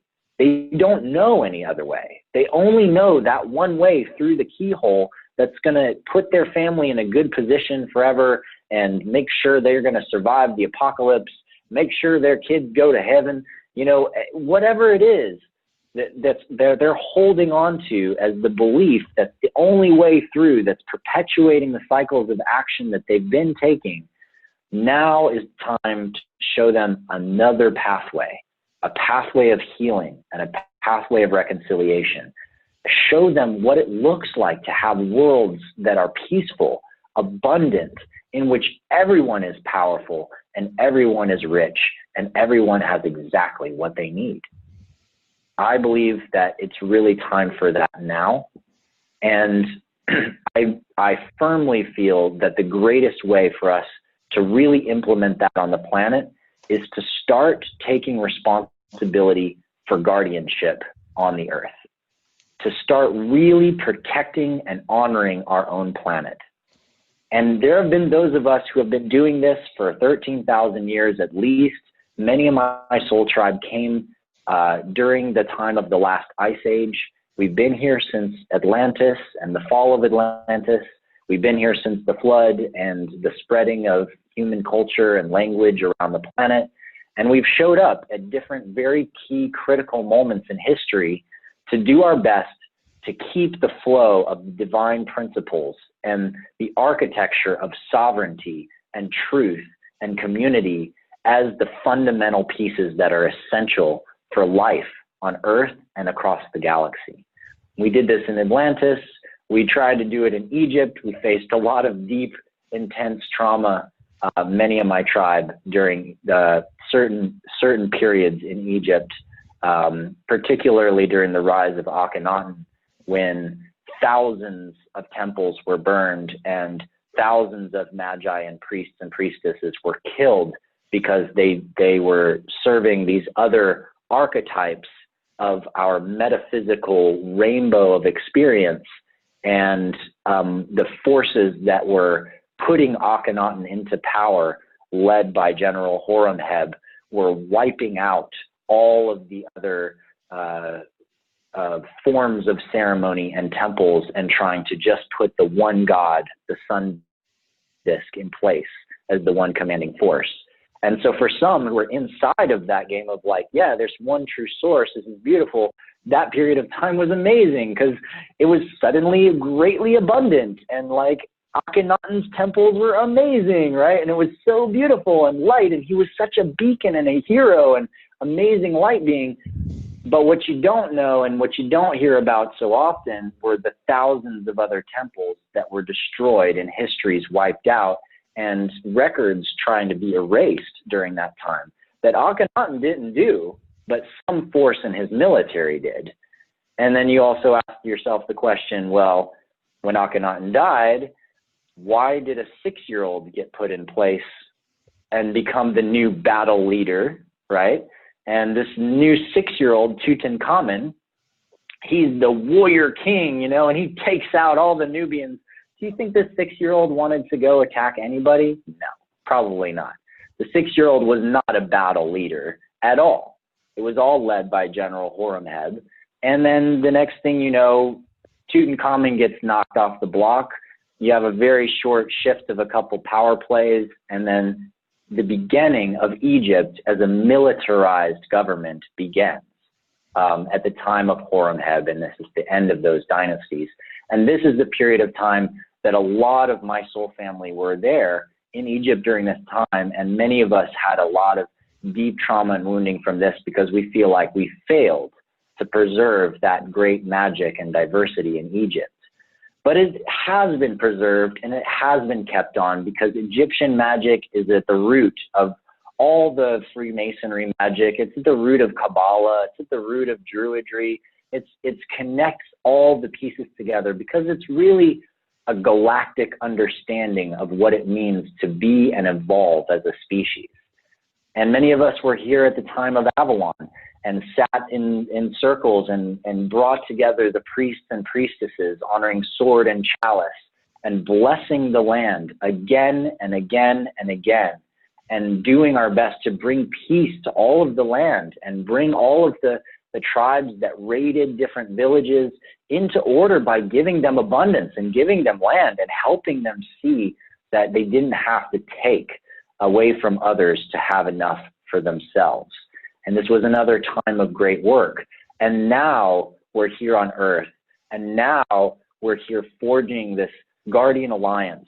And I've created an academy to support the learning and the development of many of the people interested in embarking upon this journey of self-development to establish healing, peace, justice, environmental restoration, social ethics, political transparency, economic sovereignty for individuals and communities, and guardianship around the planet, built on very, very fundamental principles that fundamentally undermine conflict. They get conflict out of the way because it's a way of life in which you can live free from that conflict.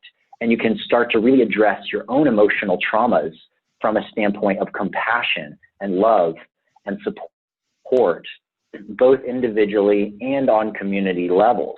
But I'm not alone. And there are people all over this world that already know this is the work to be done. And so I'm holding up a banner for these guardians to reconnect, but I also see all the guardians who are unrecognized. I see all those banners that are being raised all over the earth for those that are here to protect the planet and to steward it for our children for the next 7 generations and beyond. And so as we close this cycle of my presentation, I just want to share with you some of these very, very critical principles and just leave the community with the experience of what these feel like inside your body. So I'll just say them out loud and you can just feel what they feel like inside of yourself. Sovereignty and freedom. Community and collaboration. Authenticity and integrity. Respect and truth.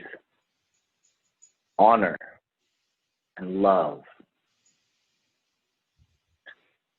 Courage and accountability.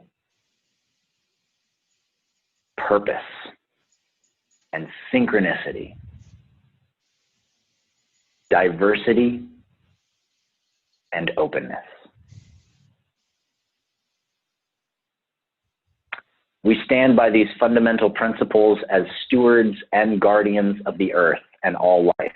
We honor the truth of every individual and seek to bring greater understanding, acceptance, and unity through love.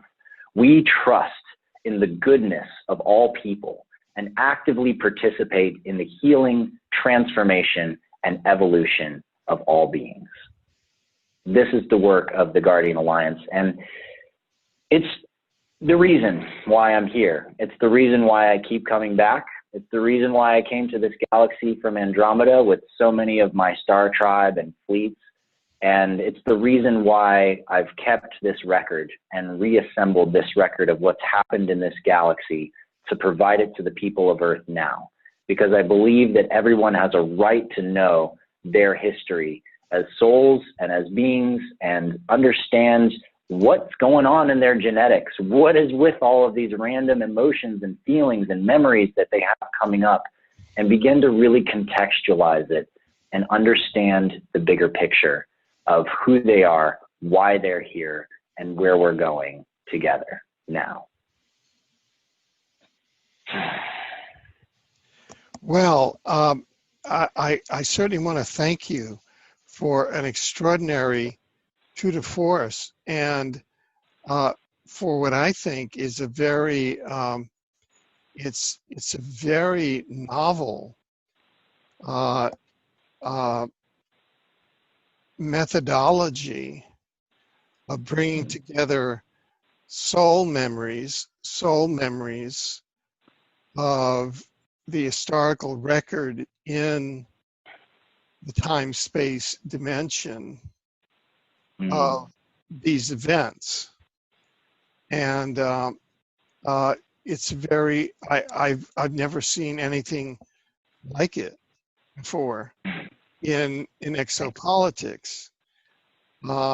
And so it's highly unusual, extremely creative, and extremely unique. And I want to congratulate you in that regard. Thank you. I appreciate that, Alfredo, very much. Yeah. Now, I just have a couple of methodological questions. Great. That I'd like to ask you about. I mean, the first thing that comes to my mind, if you look at Dr. Michael Newton, he uses soul memories to kind of explore the interlife or the afterlife dimension. He uses it the other way in the sense that he uses a standard laboratory protocol and hypnotic regression, and then has over 7,000 cases of soul memories of the interlife, what happens between lives. And fantastic. Yeah, and so you're taking, and this is, I mean, only you and Michael Newton have done this, and you're not inside a laboratory context, but you're doing it more outside the lab, and that is spontaneous memories of groups that you have just come upon in a kind of a synchronistic search. I'm sort of trying to describe. You're doing a fine job. Yeah, here what has happened, and I realize that this is the first kind of the first presentation at it, at least in this context, and that you mentioned that you have all of the other subjects, all of the other individuals that are participating in it besides yourself, and that some of them have agreed to go public and some of them haven't. So you've got different parts of your database. I'm sort of trying to characterize it in exopolitical terms. Exactly. Those members of our audience who like that sort of exopolitical characterization. Sure, thank you. Yeah. And and so, and aside from the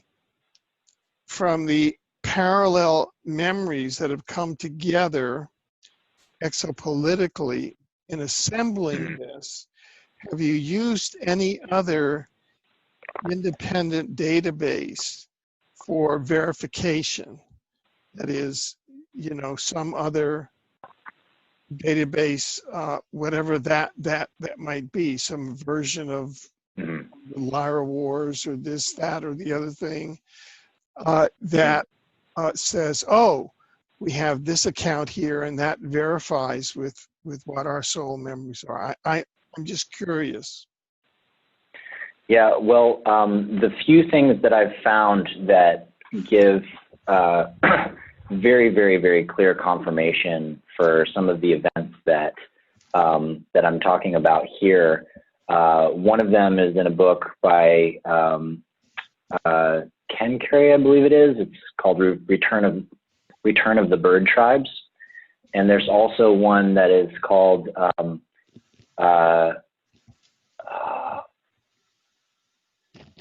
oh man, it's slipping my head at the moment, but it's The Way of the Serpent Bearers or Guardians of the Serpent Bearers. I can't think of it, but you know what? I will definitely include it in the documentation that we'll provide with the articles. Okay. And I'll also in that as well make a list of many other, you know, resources that I've come across that validate bits of this. I have to say that for me, it's been a very, very challenging. It's been very challenging to approach this from the scientific standpoint, as I've been always inclined to do. For any metaphysical studies I've done since I was in high school, you know, I approach different fields of study with as much logic and science and verification capacity as I possibly can. And with this work in particular, it's been extremely difficult because so much of it is the spontaneous memories that I've experienced with these individuals, or that they've experienced with me, or, you know, happened at the same time.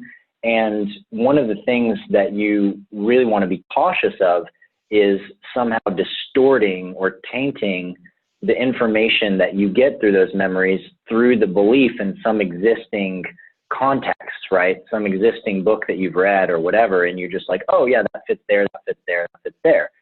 And so even though I was given books like The Watchers and Bringers of the Dawn and Amor Kuan Yin's books and the Pleiadian Agenda and all these things, I was given these books for years and years and years by people that I encountered as I would tell parts of this story.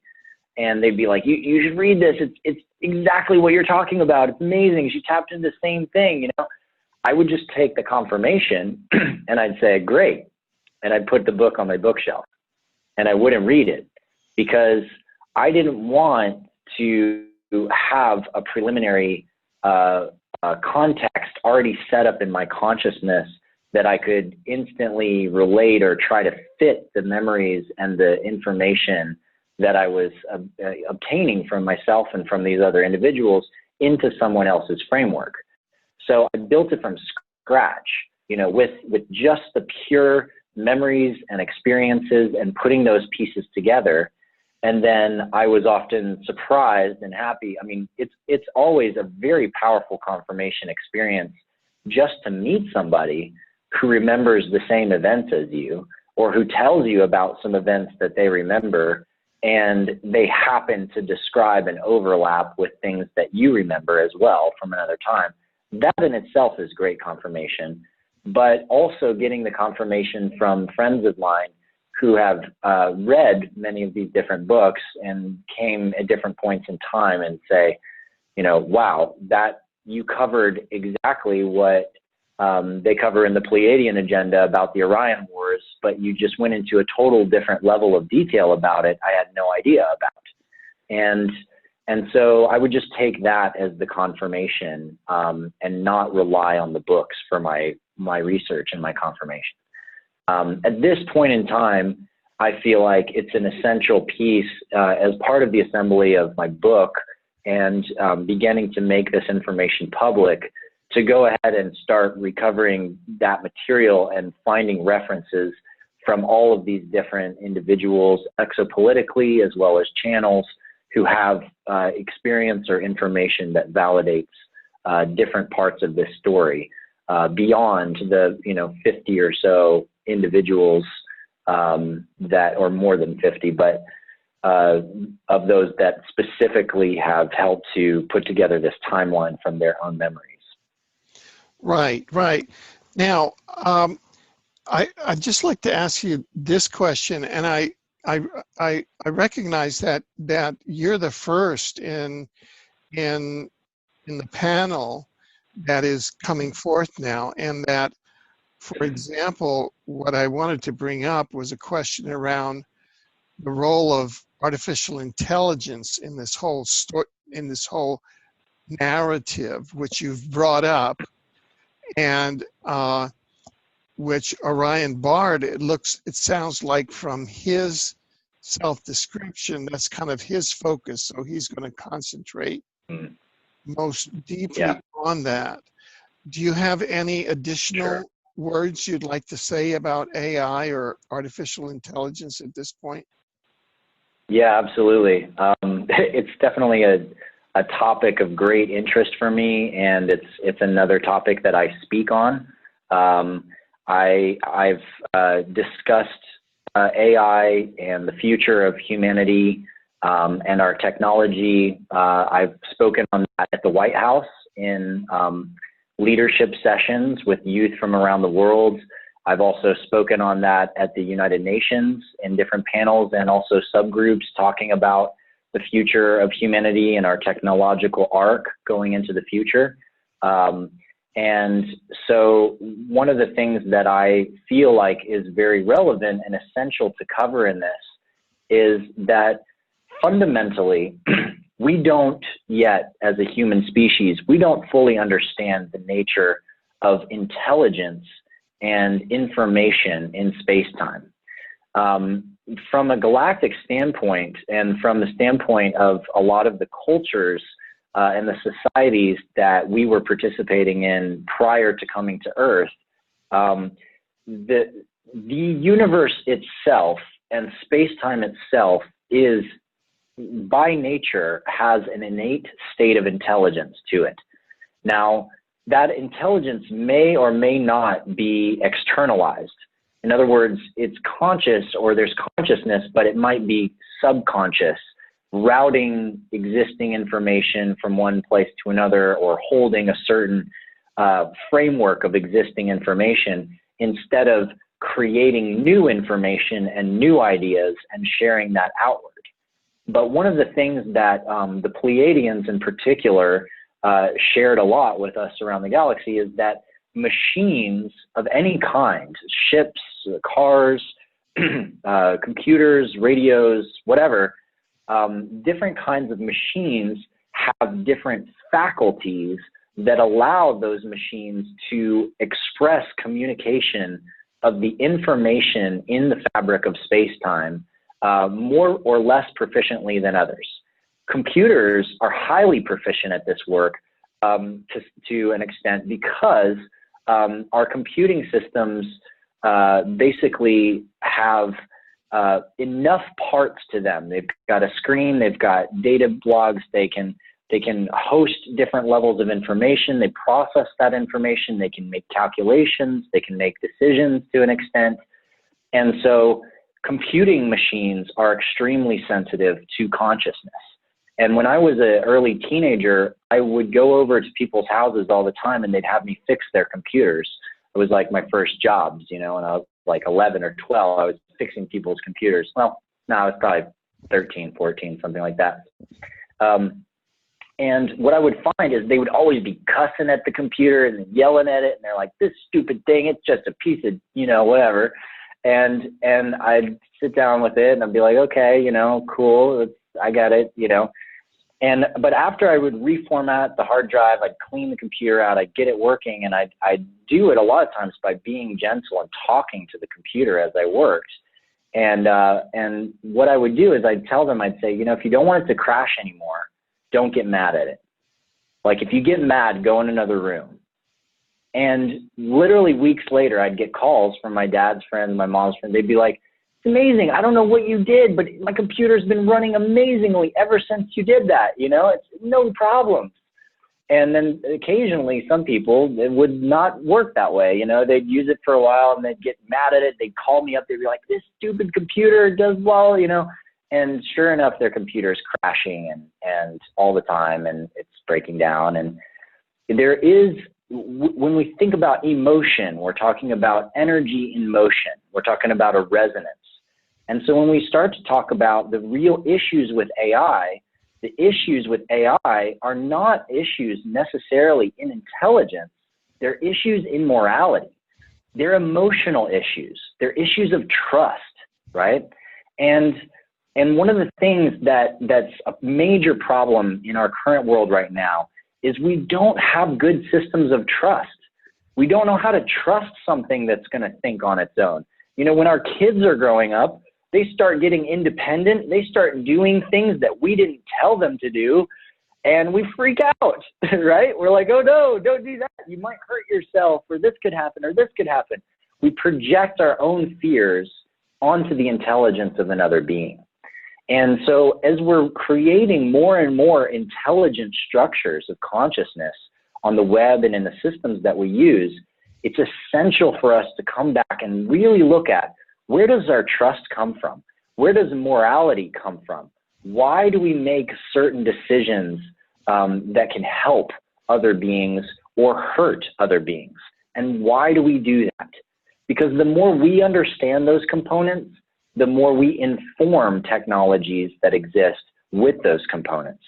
And energetically, and I think Orion's going to touch on this a lot of what people fear as being the worst kind of AI, the kind of AI that's infiltrative, that could take over bodies, that's running wild and being destructive, one of the first steps we need to realize is that that's a consciousness. And that consciousness has a trauma. It doesn't matter if it's the trauma of the person who created it, or the trauma is inherent in the AI from how the AI was treated. It's a computer that's been yelled at and screamed at and hurt so much that now it's taking back what it belongs. You know, it's delivering karma. And so maybe it was in the creator of the computer. Maybe it was the creator of the AI that had great trauma. They created the AI and now the AI is playing it out. But the solution is the same either way. The solution is you have to deal with the root trauma. You have to release the emotional pain and the trauma in the root of what's causing that. And you can do that at many different levels. And that's much more of a spiritual discussion, to talk about astral levels of consciousness, implementing etheric fields, changing the physiological structure of the space-time fabric and the vacuum structure around us itself. So I think those are topics that probably are beyond this conversation, but I imagine with Orion, you'll be exploring some of those a little bit further. Right, very interesting. Now, kind of taking that and segueing into this area, one of the data points that came up for me, especially listening to part 1 and part 2 of the presentation today, was reading Mars experiencer Michael Relf, who spent 20 some odd years on Mars as a member of the security force of one of the Mars colonies there.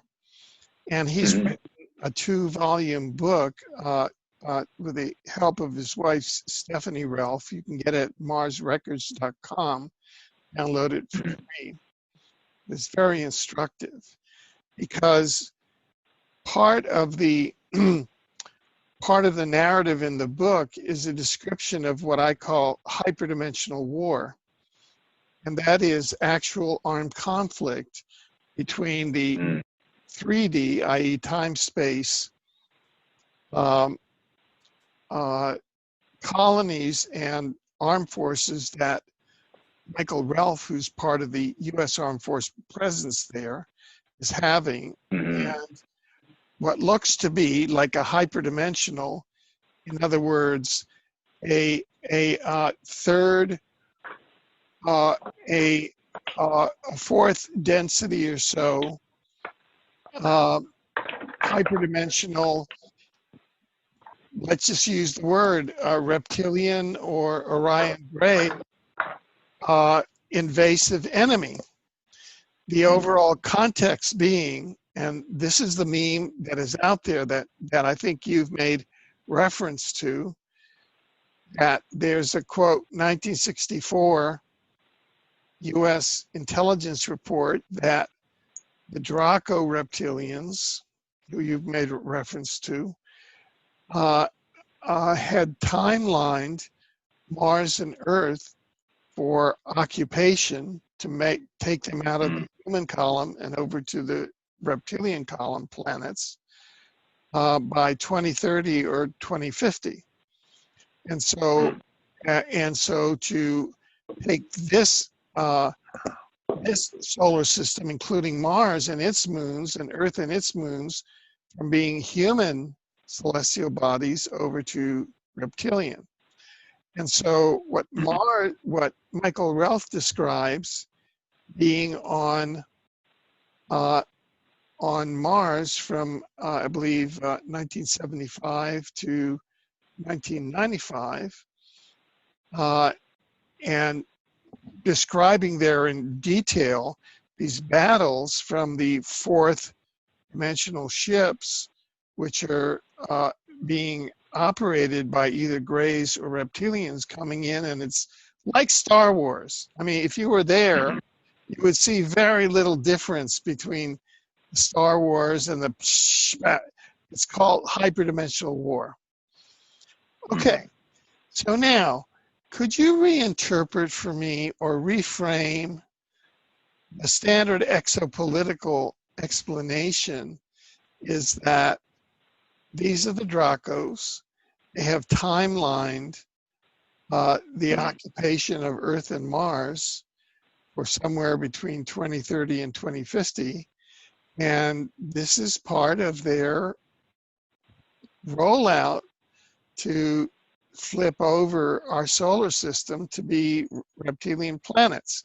So could you take what you've just shared with us here and reframe Michael Ralph's Mars records? I mean, he was there for 20 years. He's a veteran of the wars. That's real stuff. And reframe it for us in light of your Star Wars memories and the reframing that you've set out in part 4 and 5 of your presentation. Sure, I'd be happy to. I mean, obviously, any reframing I do should not be considered any validation of this individual or his work, but I will simply do my best to retranslate it based on what I know to be the current situation in the galaxy and what's been going on. You know, one of the first pieces, which is often a note of confusion that I want to speak on, is that there's often a lot of difficulty for people in understanding dimensionality in the universe. When we talk about fourth dimension and fifth dimensional beings and sixth and seventh and on and on and on. And I'll just say very, very clearly that the most simple way to deal with those kinds of issues is to ask one question: is it physical or is it non-physical? Are you dealing with something that's happening in the physical world? In other words, you're a flesh and bone and body on a planet with a flesh and bone species, or are you dealing with something that's happening on the astral realm, which is influencing your mental consciousness, your emotional consciousness? It's the realm where, you see fairies in the woods because fairies live still in the woods, but most of them are astral. And some of them can dip their energy bodies into the physical and you see a light, you see different things. And also, it's important to understand that during star travel, when a ship is superluminal and it's traveling between different star systems, What goes on is very, very similar to thinking that the ship enters a different dimension or enters the astral, like it leaves the physical. But in fact, what's happening is it creates usually a boundary around the ship that separates the surrounding fabric of space-time from the space-time that's inside the ship. And this boundary allows the ship to basically travel through the fabric of space-time without ever warping any space-time. So instead of pushing its way through like a rocket does, which warps space-time, and because of relativistic effects, warps time. In that case, it takes a massive amount of energy. The more you bend space-time, the more energy it takes. You can never get to the speed of light. This is the big problem as far as scientists are concerned, why we will never be, faster than light ships. But it's a problem that's easily circumvented. You just surround a ship with a boundary condition that enables the inside space-time of that ship to be fundamentally separate from the outside. And now you've got a bubble that never accelerates. It can go this direction, this direction, this direction. No acceleration is happening at all. There is no gravitational warping that occurs, and it can go as fast as thought across the galaxy.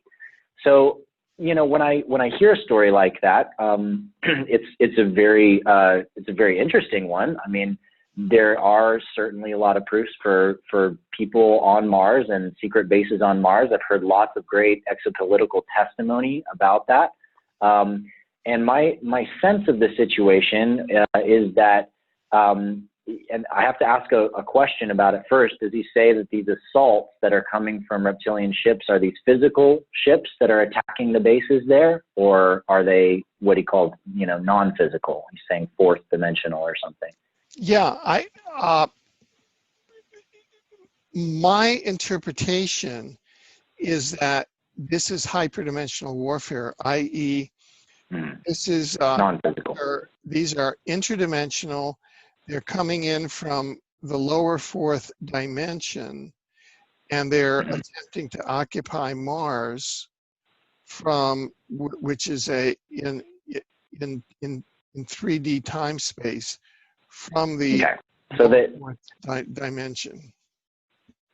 Okay, so they're traveling in hyperspace, coming in, and then they're leaving their hyperspace, coming into the third dimension and attacking in the third dimension on Mars. So that's a pretty serious situation. And, yeah.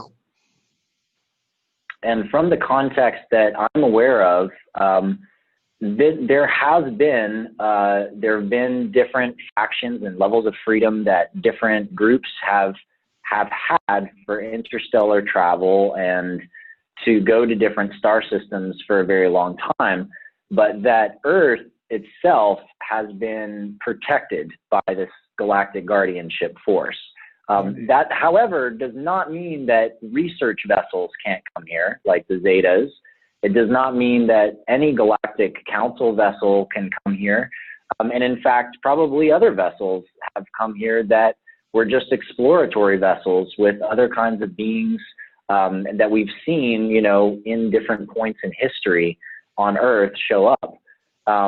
Now, whether or not all of these beings are good and actually trying to help the Earth or humans, I mean, that's always an individual problem, isn't it? I mean, whether some one group in a species, you can't say that reptilians are all evil because you don't know all reptilians. Like, there's some that are good, and the same thing with, you can't say all Syrians are good because there could always be somebody who's really traumatized who starts a little band of, Hellions and is coming in and causing problems on other planets. And that's why you have guardians. We see it on Earth all the time.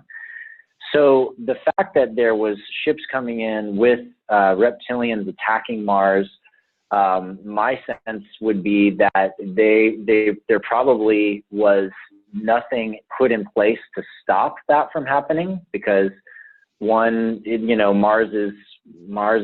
It's most of its life force is gone. It's not got that much going on.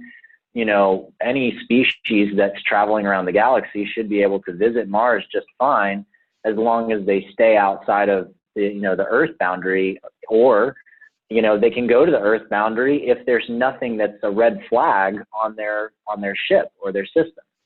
So my sense is that there's some reptilian forces that have been getting around and causing some problems like that, raising some hell on Mars, but would that same reptilian ship be able to come to Earth and attack? Absolutely not. There are massive fleets in place around the Earth, and that can jump into Earth space anytime they want, that would immediately stop any kind of craft like that. And I would be surprised if that kind of assault happened for very, very long of a period of time without some kind of intervention, unless there was some kind of contractual relationship going on for the souls that were there on Mars with these reptilians that were coming in, which sometimes soul contracts, take precedence. And this is what's happened a lot with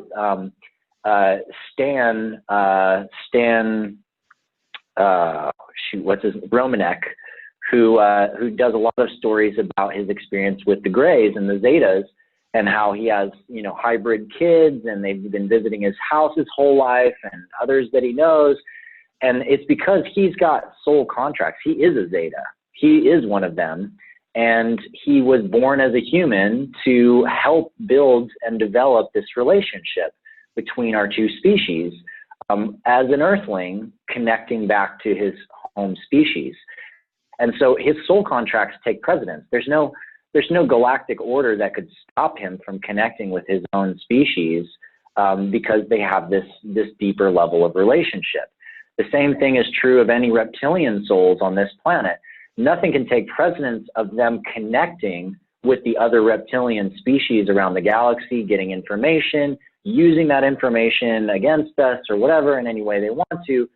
But there is a line that's drawn when an extraterrestrial presence attempts to come to planet Earth or intervene in human affairs on Earth in a way that would stop us from our own journey of evolution and stop us from achieving our own sovereignty as a planetary species. That's what's being held. That's what's being protected no matter what. So there's a lot of reasons why I could see that would go down on Mars. And if there's an agenda, still existing in some faction of the reptilians to try to take Mars and try to take Earth and try to take, take over our solar system, I'd say that's already pretty well established and proven just by those beings that we see that are reptilian souls that have been embodied on this Earth and have been trying to control this planet for a very long time already. Right. So that's not a surprise to me that, that doesn't come out of the blue. Does that address your questions from my standpoint? Sure. And there's a lot of congruence in what you say, because Michael Ralph writes of the period 1975 to 1995, and those actions were actually skirmishes. There were discrete battles during that period. So that was going on. Now, let me jump over to Earth a second, because if you study Earth, this again, I'll go back to the 70s. The scuttlebutt is that the Orion Greys fronting for the reptilians signed secret treaties with the Franklin Roosevelt administration in 1933 and with the Nazis in 1936. And that's and that gave them permission to abduct a certain number of people, but those treaties were really Trojan horses for bringing in subliminal Draco and Gray mind control, and that they infiltrated and mind controlled the governments of the Nazis and the governments of the West. And that World War II became kind of part of this attempted Draco Gray takeover by mind controlling these governments. And that's why just to finish up the question, And that's Yeah, go ahead. why you had Operation Paperclip and the Nazis coming back at the end. It was really the Dracos through the Nazis coming in to take over the US after World War II. And that what was said was that if you went underneath Washington, D.C., there were Draco and Gray deep underground bases under Washington and under various parts of the U.S., and that the U.S. government was basically under Draco and Gray mind control. And that's been the struggle between the white knights and mind control portion of the U.S. government, and that there was an alliance between the Dracos and the AI. I'm just kind of painting out the exopolitical scenario. What are your comments on that as relates to the kind of the soul level that you have? I mean, it seems to me that you can have both what you paint and this going on at the same time. And I just would like to have your evaluation, your thoughts on these various dynamics. Mm-hmm. Yeah, I would be happy to share. I mean, the first piece to look at and cover is the congruency of the plan that you illustrated with what would be the most effective way to infiltrate Earth now if you were going to do it, or in the past 100 years, which is to say, while reptilian forces couldn't come to the Earth, the Greys have been allowed to visit the Earth and study humanity for a very, very long time. So there is a faction of the reptilians that still have their hive-minded clone soldiers. In other words, they've still got Grey stormtroopers ready to work for them, doing whatever they want.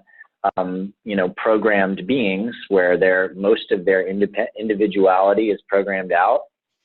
They're acting very much like an AI, as you illustrate.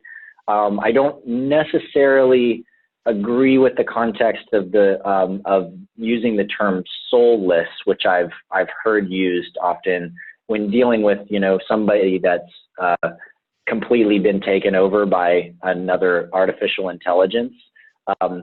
Because I would say that the soul of the individualized consciousness that has been co-opted or corrupted is actually the one thing that can actually defeat that corruption. It's the one last kind of door that could be reopened to bring that being back. And it's my firm belief that still is always there. And so let's talk about your scenario. If you're dealing with a reptilian faction throughout the galaxy that's still causing problems, still trying to do its best to raid worlds, it's somehow evading detection as it's sneaking around, and it's probably spending time mostly trying to go after worlds that are not part of the Galactic Federation or the Galactic Council or the Alliance of Free Worlds, because those worlds are way too hard to go after now, because of the extremely high level of technology, detection, capacity, guardianship, etc. So you've got Earth, and it's like all alone and just chilling. And so you can't send reptilian ships. So what do? You send your own Grey clone soldiers in to make some deals for you. And who are you going to make deals with? Well, you're going to make deals with whoever is the leadership of the planet, and probably you're going to make deals with whoever you've already got traced in your soul lines as being the ones who are carrying along the mission of the reptilian dragon lords from back in the day, who have been carrying those family lines on Earth. I mean, this is one of the reasons why the family lines are so important when we understand these sociopolitical contexts of the families that run, the greatest banking systems in the world, the people most responsible for the military-industrial complex on this planet, and many of these other issues and black ops groups and things like that. They all orient around this idea that there's these family lines that have been keeping this going for a long time. And that's a very, very reptilian idea. And it's more older than that. It's a dragon idea. and it's the preserving of the dragon DNA and the preserving of these ley lines of force and power that's in these wounded dragon lords from, you know, Andromeda that are still here, still trying to take out revenge, and probably don't even remember that that's what they're doing. Most likely not. But they do know that they have an insatiable desire to somehow tame this chaotic humanoid species that seems stupid and, you know, weak to them, and show them, you know, to put them in their place underneath this hierarchy of power that they know is somehow their divine right. And it's true, their divine right is to be powerful, but not necessarily to take power from others to have that power. That, as we know, is force and not power, and it's actually false. And the problem with it is that it continually recreates the same cycle of karma. So they keep getting killed, and they keep getting born in, and they keep having to try to control everything again, and are unhappy the whole way because their life continually gives them back the reflection of the trauma that they're causing to others. And so they're extremely unhappy and extremely wounded. And we look in the roots of our government and the Nazi government, you can certainly see, you know, you can certainly see this like compulsive trauma that's going on. You know, you look at the Nazis' approach to things, and it's a psychotic way of acting, and the psychosis is from some break in consciousness that doesn't actually have the whole picture. It doesn't actually see the whole picture of what it would be like to have a global, you know, community of people. Like, why do these certain bloodlines have to die for others to succeed? You know, why does certain levels of secrecy and control have to be implemented for somehow everybody to be safe? I mean, even a lot of the Homeland Security initiatives have been about keeping certain things secret in order to keep everyone safe and to keep everyone from going into chaos. And this hits to the heart of the exopolitical issue and the issue of disclosure. I mean, we are still dealing with, at the root, is basically a fear of War of the Worlds that caused them to hide all the extraterrestrial information and technology in the first place. We hid the contact because if we just opened it up, people will go crazy. Oh my God, there's aliens and they're going to get us, and we're going to, you know, there's this lack of trust in the people. And because there's a lack of trust in the people, there's a lack of moral obligation and a lack of morality towards the public and towards the people of Earth as a whole. And so this is what we're dealing with, is this heart of this ancient wound. Now, are there bases underneath Washington, D.C.? Yeah, there's bases underneath Washington, D.C. Are they full of actual physical reptilians and Zeta aliens? Probably not.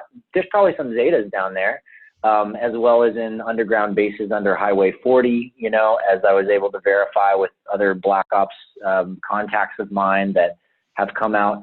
And, you know, it's really, really interesting, though. There's one last piece I want to share on the front of how does all this deal relate to the soul stuff, right? There's something that's really interesting that happens when an individual gains the ability to have telepathy, to remember their past lives, or remember ancient history inside themselves, to be able to remote view or see through space-time. My closest colleague, who was ex-Black Ops, he was responsible for one of the biggest psychic warfare training programs in the government, with facilities in Illinois. And he happened to meet me at a psytrance party in North Carolina at one point. He walks up to me, and for about 20 minutes, he's talking to me and asking me questions and bringing up topics and testing my capacity to stay with him and my level of knowledge to whether or not he was going to reveal his background and who he was and where he had come from. And he had managed to actually get out of these Black Ops programs by maintaining a position on the Homeland Security Advisory Council. So because he got a position on the Homeland Security Advisory Council, which happens to meet, 45 minutes from here, in Cullowhee, North Carolina, of all places, this tiny little town, because he managed to maintain a position on that, they weren't able to knock him off. But they tried. They tried a few times to kill this guy.